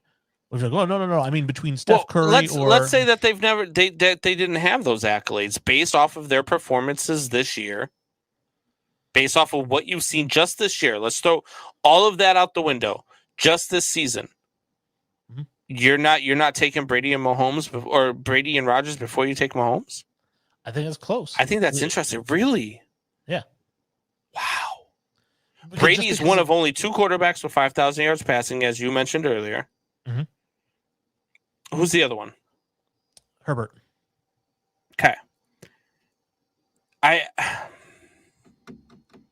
just have a hard time thinking that the season Mahomes has put together this year versus the season that you've seen Rodgers and Brady have, both MVP candidates, that you would say, look, I would take Mahomes over either one of those guys. I would have a hard time with that. They all do different things, right? So, I mean, Brady is so good at carving up a defense. You can't run any defense against him because he knows exactly who's going to be open before the ball's ever snapped. It's just, he's ridiculous. Then you've got Rodgers. Rodgers is the best of the NFL in throwing guys open. Guys who aren't open in their route, he will throw them open. His accuracy is on a whole nother level because he's not just hitting them. He's throwing it where if they go to where he's throwing it, they're going to be wide open when they catch it. And then you've got Mahomes. And Mahomes is the guy, like I said, multiple arm angles, elite arm strength, the mobility. He's got ridiculous creativity in where he moves around the pocket. He moves around the pocket as good as Brady, which is I didn't think anyone did until I watched Mahomes. He's very good. So like I said, they all do different things. I'm just saying, unbelievable footwork from Mahomes for sure. It's tough for me to say, if you put a gun to my head, I'm probably taking Brady based on the history, but just based on how good they are right now, their skill sets, I think the 3 of them, it's like a tie. It's really close. Wow. Yeah, to me, it's Brady and Rodgers and then everybody else. What these 2 guys have done, not only this year, but obviously, like you said, throughout their careers. I mean, it's just, to me, I've said this before. Look, I can't stand the Green Bay Packers, and I'm not a big Aaron Rodgers guy. His personality, I think the guy's just an asshole. But you know what? I thought Barry Bonds was an asshole too, and I think he's the greatest baseball player of all time. You got to give the respect where the respect's due. I think Brady's number 1 all time, and I think Rodgers is number 2. You look at the numbers and the things that guy has done throughout his career, it's astounding. But getting back to the Niners here, I do think that they can make a run. I just don't think that it's probable. I don't think that they are going to beat the Packers, let alone get into it with Tampa Bay and be able to beat Tampa Bay. So let's switch gears and go back to Dallas now. Is Dak going to be known as the guy who could never win a playoff game? No, because I mean, everyone thought Tony Romo was going to be that guy until he finally won one in his 13th season. Sometimes some people it takes a little while. Phil Mickelson was the best player never to win a major until he won 9 of them. It's so you just got to give some people time. Dak's 25 years old, so I mean, he's got plenty of time to shake that. I think the Cowboys have a lot of talent there. They've got a horrible coach. If they replace their coach, they're going to win lots of playoff games. Yeah, I agree. Look, if I'm Jerry Jones, I was waiting in the locker room for McCarthy to get back, and he doesn't get out of that locker room without me letting him know that he no longer has a job. Because that just I don't understand the play calling. Look, did the Cowboys deserve to win that game the way they played all game long? Probably not. Did the referees have a lot to do with it? The officiating in this game was atrocious. From start to finish, this officiating crew was just horrid. But that being said, it's been that way across the league all season long. So you, as a Dallas fan, and I'm talking to guys like you out there, Mike LeBlanc, who just, has posted 3 times on Facebook that I've seen about the refereeing in this game. I get it, but you know what? At the end of the game, the referees did not force Dak Prescott to run down the middle of the field and slide. That's just that's not the referees, okay? And I don't know if Dak Prescott will ever win a playoff game in Dallas because I don't know how long he'll be the quarterback for Dallas. And that's where I want to ask you this next question. Should the Cowboys think about moving on from Dak Prescott? I don't think they should be actively thinking about it, but I think they should keep their ears open for whatever phone calls might come in because it depends on the offer. I mean, listen, if somebody's calling you up with a Deshaun Watson trade, right, and all you got to do is give up, Dak and maybe a first, then you got to listen to that, because Watson, when he plays, is ridiculous. He's a top 5 quarterback. And Yes. then I think, other than that, I don't listen to a trade for anybody for Dak. And then free agent wise, I guess, if Aaron Rodgers is like, hey, I want to come to Dallas, then you have to look at moving Dak, right? Because you're not going to need him now, get some picks for him to build around Rodgers on top of what you already have. But those are the only situations where I think you move him. If Aaron Rodgers wants to come as a free agent or if somebody offers you Deshaun Watson. Other than that, he should be your long-term plan at quarterback. And I like that you said that Mike McCarthy wouldn't leave the locker room with his job. If I was Jerry Jones, I'd be waiting at the locker room door going, sorry, team personnel only. Yeah. I don't know how Mike McCarthy would still have a job after this season, but that remains to be seen.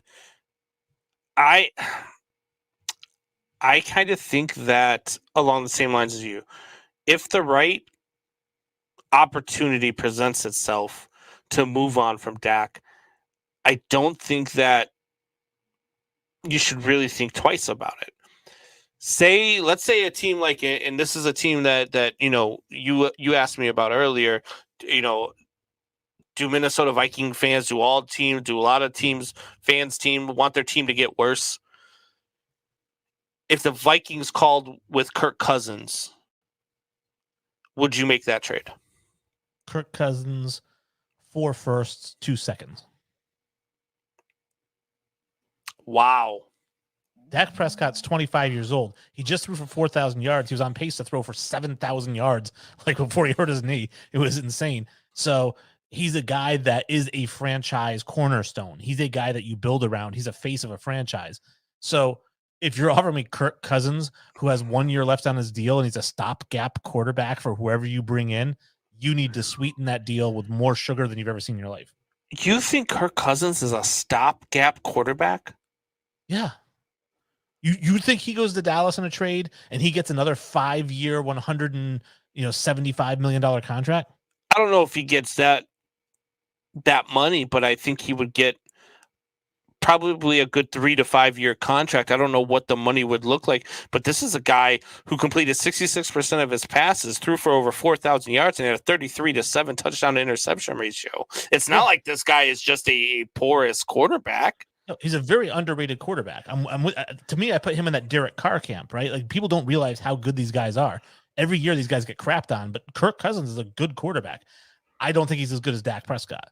And he's definitely not as young as Dak Prescott. And he definitely doesn't have the same talents that Dak Prescott has.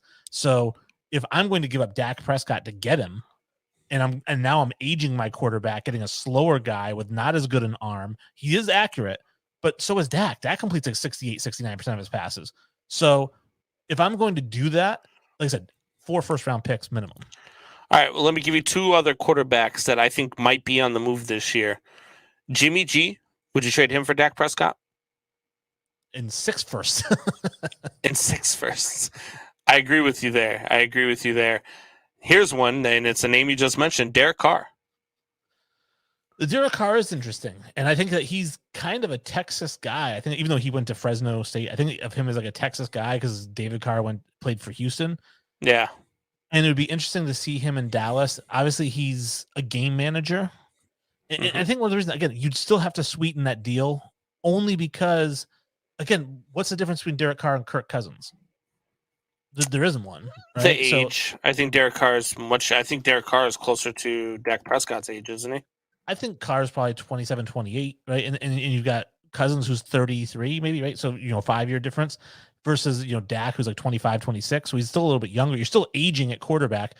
And none of those guys have as good an arm as Dak does. None of them are as mobile as Dak is.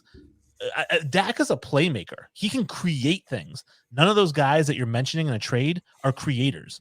And so, again, if I'm trading Dak Prescott, I need to get Deshaun Watson or I need to know that Aaron Rodgers is coming to town. I think Aaron Rodgers is a little far-fetched. I don't think the Packers, that if I mean, unless he goes there as a free agent, I guess they really he's a don't free have a agent this year. choice. But I think Aaron Rodgers is a little far fetched. I think that Derek Carr and Kirk Cousins are good comparisons. I do get the age aspect, from is a little bit different. I think Derek Carr's only been in the league 2 years longer than Dak Prescott, and I believe their passer rating is really close to one another career wise. And I think that Derek Carr is a smarter quarterback than Dak Prescott. Dak Prescott makes a lot of errant passes. He had one picked off today that I watched where his receiver is running a slant route, and instead of leading his receiver, he throws behind his receiver, and it throws right into the arms of the defender. And he does that quite a bit. That wasn't just a one-off for Dak Prescott. He does that quite a bit. He misses his target a lot. I would absolutely positively entertain the thought of Derek Carr for Dak Prescott. Yes, I do believe you would have to sweeten the deal a little bit. You'd probably have to throw in a draft pick, maybe 2 draft picks in there. I don't think it would be a first rounder, though. I think maybe a second and a third. I don't think it would be a first rounder. I think it would absolutely have to be a first rounder. I don't think there's any way you get rid of Dak Prescott without getting a first back. There's no way, because he's just so good. He's so good and so talented, and I don't see any reason. What's the benefit of Dallas? You're not getting better. If you make that trade, you did not get better. So why do it? Yeah, I don't know. I guess you're right. I guess it is kind of the same quarterback, but like I said, I just think the intelligence level is different. Well, I don't know what their intelligence level is. I know that it's easy to say with somebody like Derek Carr. Quarterback intelligence, I should say. No, quarterback intelligence. But I'm saying it only looks that way because Derek Carr is a dink and dunk passer. He's got a noodle arm like Tom Brady. Tom Brady looks like he's the genius, right? He's the Albert Einstein of quarterbacks. And that's true, he is, but he also gets that reputation because he dinks and dunks. Josh Allen will never be called the Einstein of quarterbacks because he can throw the ball 100 miles an hour. And I think that it's easy to say, hey, well, Derek Carr is a smarter quarterback than Dak Prescott. Why? Because he can't throw the ball more than 15 yards and Dak can. Yeah. No, I get it. I don't know. I don't know what that. You're right. I think I agree with you. I don't think that Derek Carr makes you better than Dak Prescott. I think it probably puts you on the same page.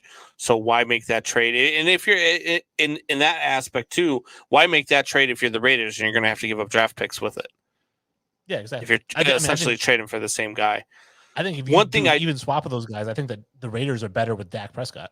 One thing that I do think is going to happen, and I've said this earlier in the season, is that I do think that you're going to see, I think the Minnesota Vikings are ready to move on from Kirk Cousins. And I think the Niners are still ready to move on from Jimmy G, even though they did win today.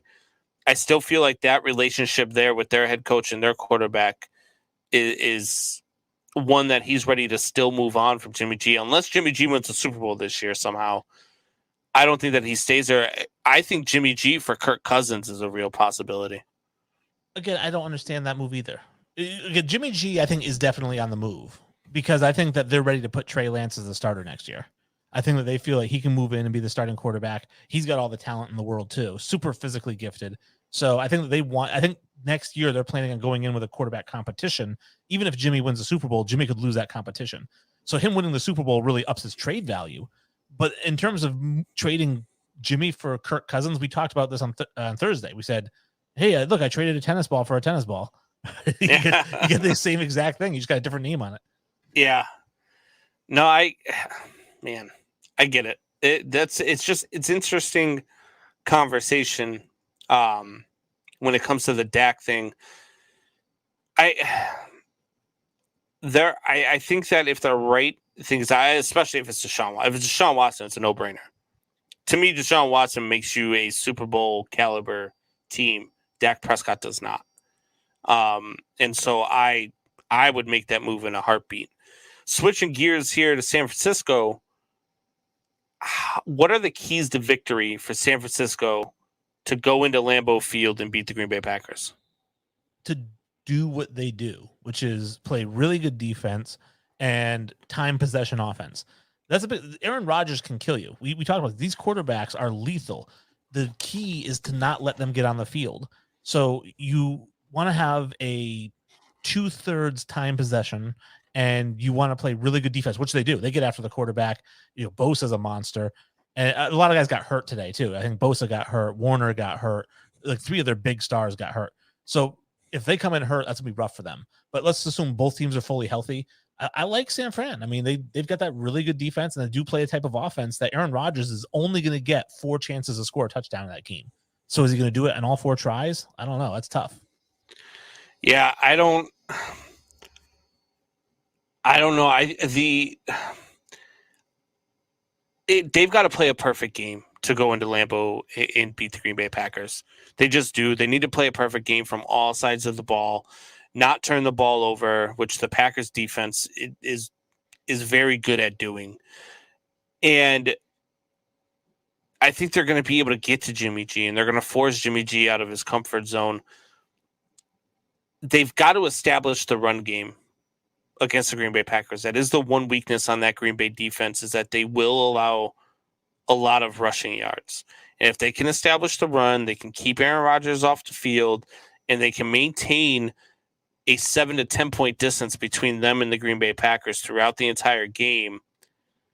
That's going to be the key to victory, because it's got to be a flawless game. It's got to be a flawless game plan. Can't turn the ball over. You've got to create some things on defense as well. There's going to be a lot that has to go into this for them to beat the Green Bay Packers. I don't know that it's going to be possible for them 49ers, to be honest with you. I think it's possible. Like I said, it's keep Aaron Rodgers off the field. We talk about it all the time. You're a baseball guy, right? I mean, do you want to, if you're an opposing pitcher, do you want to give Barry Bonds 7 at-bats or 3? Right. Same thing with Aaron Rodgers. Aaron Rodgers is going to hit a home run every time, so keep him off the field. Right. Yeah, no, I completely agree. To me, the Green Bay Packers are just, I can't imagine Jimmy G walking into Lambeau and beating Aaron Rodgers. I just can't put that thought in my head. I just don't see it happening. I hope it does happen. I really hope it happens, because I'll be rooting for it to happen. I don't know. I mean, like Alpha Rob says, that defense is banged up right now. How healthy is Bosa going to be heading into that game? Is he even going to be able to play in that game?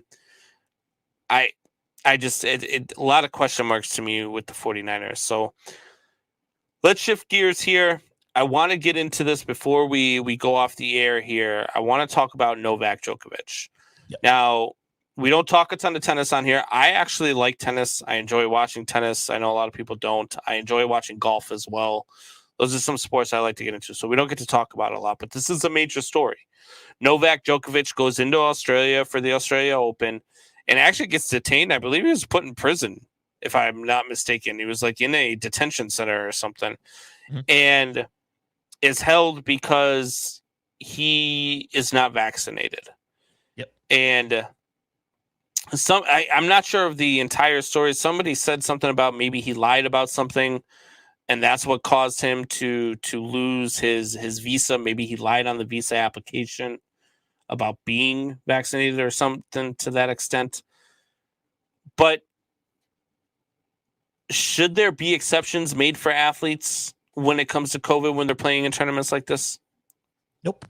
I think if you're going to make, because this isn't like an exception, like, hey, it's not that big. This is a country law. Like, this country passed a law, and it's like, let me ask you this, because we're in America, right?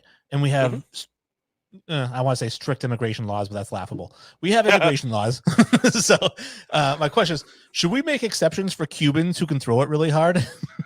I mean, so it's no, you don't break the law. It's not okay. And so Djokovic knew that Australia has a law that you are not allowed to go in there if you're not from that country unless you're vaccinated.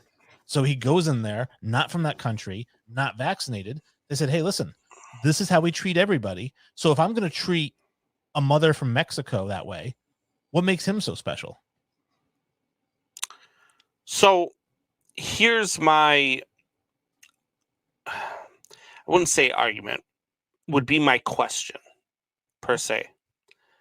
My question to you is, here in America, we're supposedly, like, especially with our sports, NFL has been a big one. Like, I laugh when they say they have rules against COVID and all this stuff, because you look at a guy like Aaron Rodgers, who didn't technically lie to the league or lie to his team, but he did lie to the media and to the fans about being vaccinated. And he's not vaccinated. And he did test positive for COVID earlier in the year. However, he was not held to the same standards that the NFL said that unvaccinated players were going to be held to. And again, in the NFL, their guidelines, I should say, are given different guidelines than what the CDC recommends and what we're given, what you or I are given when it comes to going to work, right? If we test positive, I've tested positive, I've had COVID, and when I had COVID, I couldn't retest. They wouldn't even let me go to the doctor's office to retest until I hit my 10-day mark. Mm-hmm. But in the NFL, oh yeah, just retest tomorrow. If you get a negative test result tomorrow, you're good to go. Or hey, you tested positive on Thursday, but you tested negative on Saturday, so go play on Sunday. Like, they give special treatment to the athletes. That's what they do. The country doesn't. The league does. Well, right, but that's what I'm saying. Shouldn't this be on, what is it, the ATP? So I believe that's the name of the organization. Shouldn't this be on the tour itself to make sure that these people who decide not to get vaccinated, and there are many people I know who decide not to get vaccinated. I just got my booster shot, and I can tell you it'll be the last shot that I get towards COVID. If they come out with 5 more, this is the last one I'm getting. And I know a lot of people who won't. I work with guys who are, again, they're not going to get vaccinated because they don't know what they're putting in their body. And I respect that decision just as much as I respect the decision of people who decide to get it. I don't know that this should be something that is a known thing. Why do we have to share our medical history to go do the things that otherwise we would have been able to do? Well, first of all, let me answer the question you started before you got sidetracked, which was, should the ATP be the ones making this rule and not the country of Australia? And no, I don't want the ATP dictating the laws of Australia any more than I want Roger Goodell writing the laws for this country. We just don't want to do that. So, and then he might be a little bit better at it than the guy who is making the laws for this country, but that's another story. The people who write, and that's the other too. I always think when it comes to like the president doesn't actually make any laws, but the people who are in charge of the laws are the people that you guys put in there. And I say you guys, I mean everyone who went to the ballot box. So yeah, I agree with you. Anyways, as far as should people know our medical history, yes and no, right? Like, I don't think the average person on the street needs to know if I had a cold yesterday, right? But does your employer need to know? Yes, your employer needs to know. And there are things like I said, what about like MMA, UFC, right? Don't they have to disclose if they have any bloodborne pathogens before they fight? Yes. Okay, well, should they be allowed to know that? Yes, because you're in there and they're going to, your opponent's going to be bleeding. So you're saying there could be health repercussions, just like there could be health repercussions in any endeavor. Not necessarily, right? Because when it comes to this cracks me up the most, right? Because you just brought up UFC.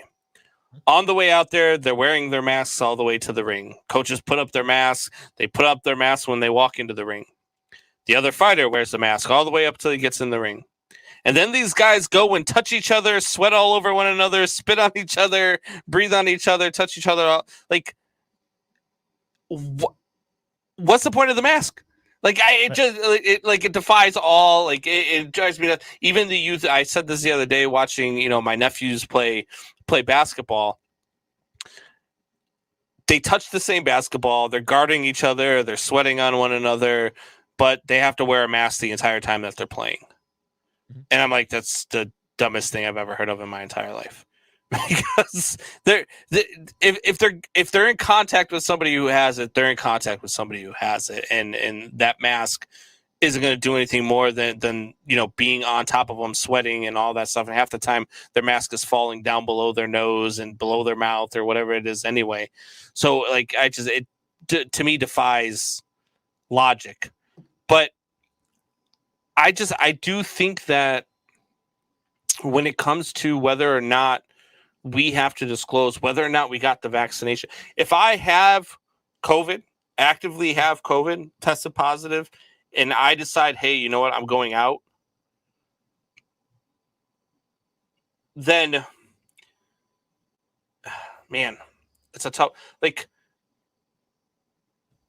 should I have to tell people when I get to the restaurant, hey, look, just so you know, I tested positive for COVID, I'm still coming here, I'm still eating?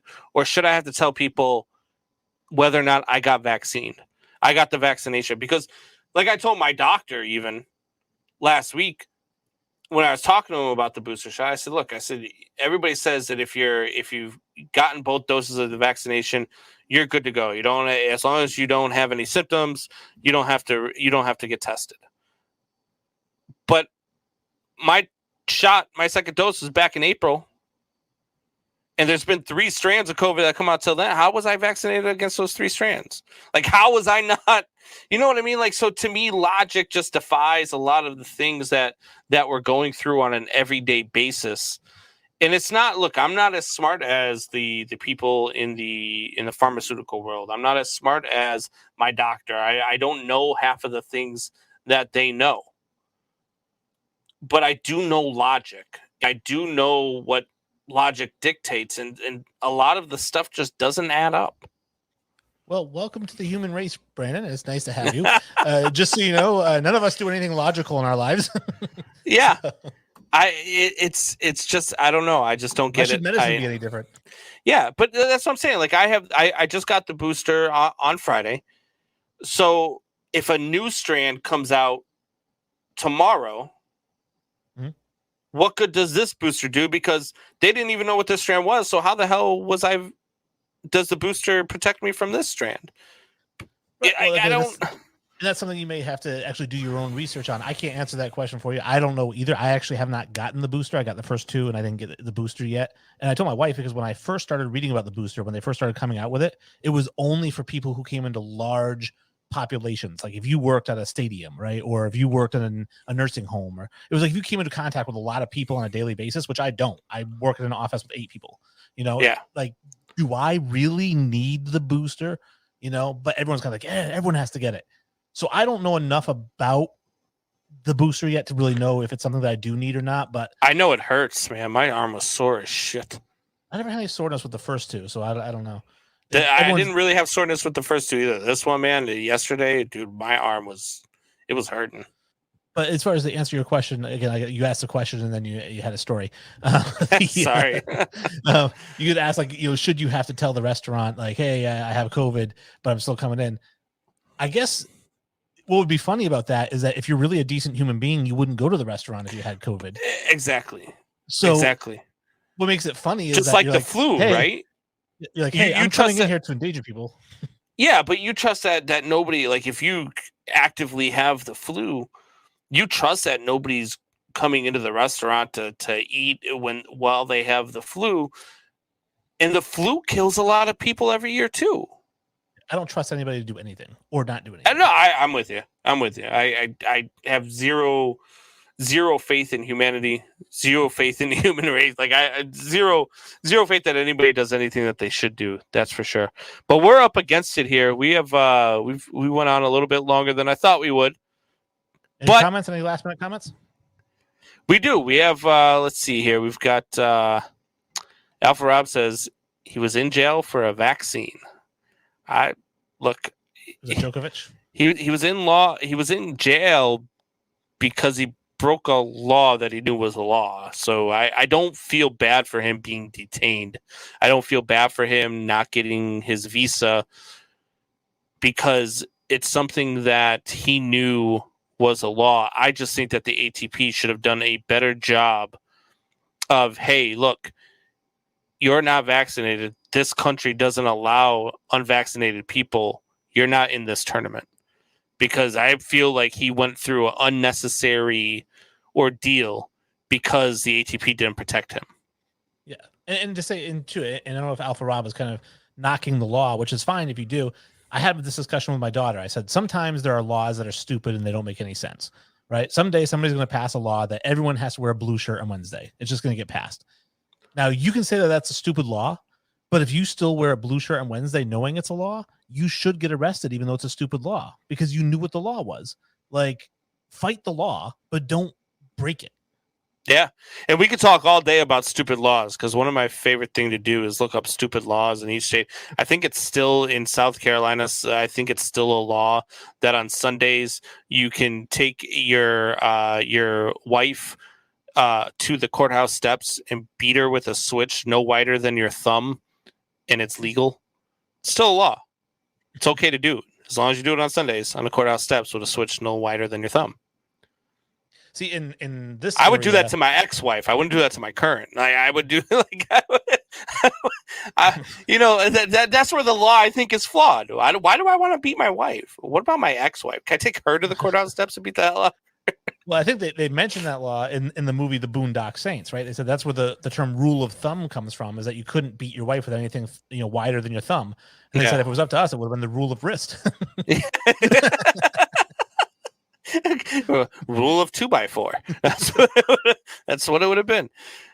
Drew says Pfizer CEO said the first 2 shots have little, if any, protection against COVID-19. The booster helps in keeping a person from dying. I'm not going to get into all that because I don't. There's a lot of things that I don't know about. A lot of things that I believe and don't believe, and one of the things that I will never, ever, ever believe is the word of some rich CEO of a pharma company that is making money off of the stuff that he's trying to get you to take. I just don't believe it. That's exactly the point. Like, am I going to take the advice of how good Coke tastes from the Coke CEO? Right. Yeah, exactly. I'm not going to go in. It's like going on to a place and looking at Google reviews, right? And sometimes you look at the Google reviews and they got like 2 Google reviews and you could tell that both of them are like employees of the company. And it's like, well, all right, cool. So your product's great. What do other people think about it? I used to show people my Better Business Bureau reviews, and I'd say, because they'd say, "Oh, I read some bad reviews online about the company." And I'd say, "Well, here's our Better Business Bureau reviews, and I know that they're probably not as accurate as what Johnny Hot Pants 97 said." And then the last comment of the night, Alpha Rob says, "People that make the law don't follow the law." I completely agree with that. We've got a lot of issues inside of government. There's a lot of things that need to change. I don't know if they will ever change. But with that being said, Man Our Nation, rise up.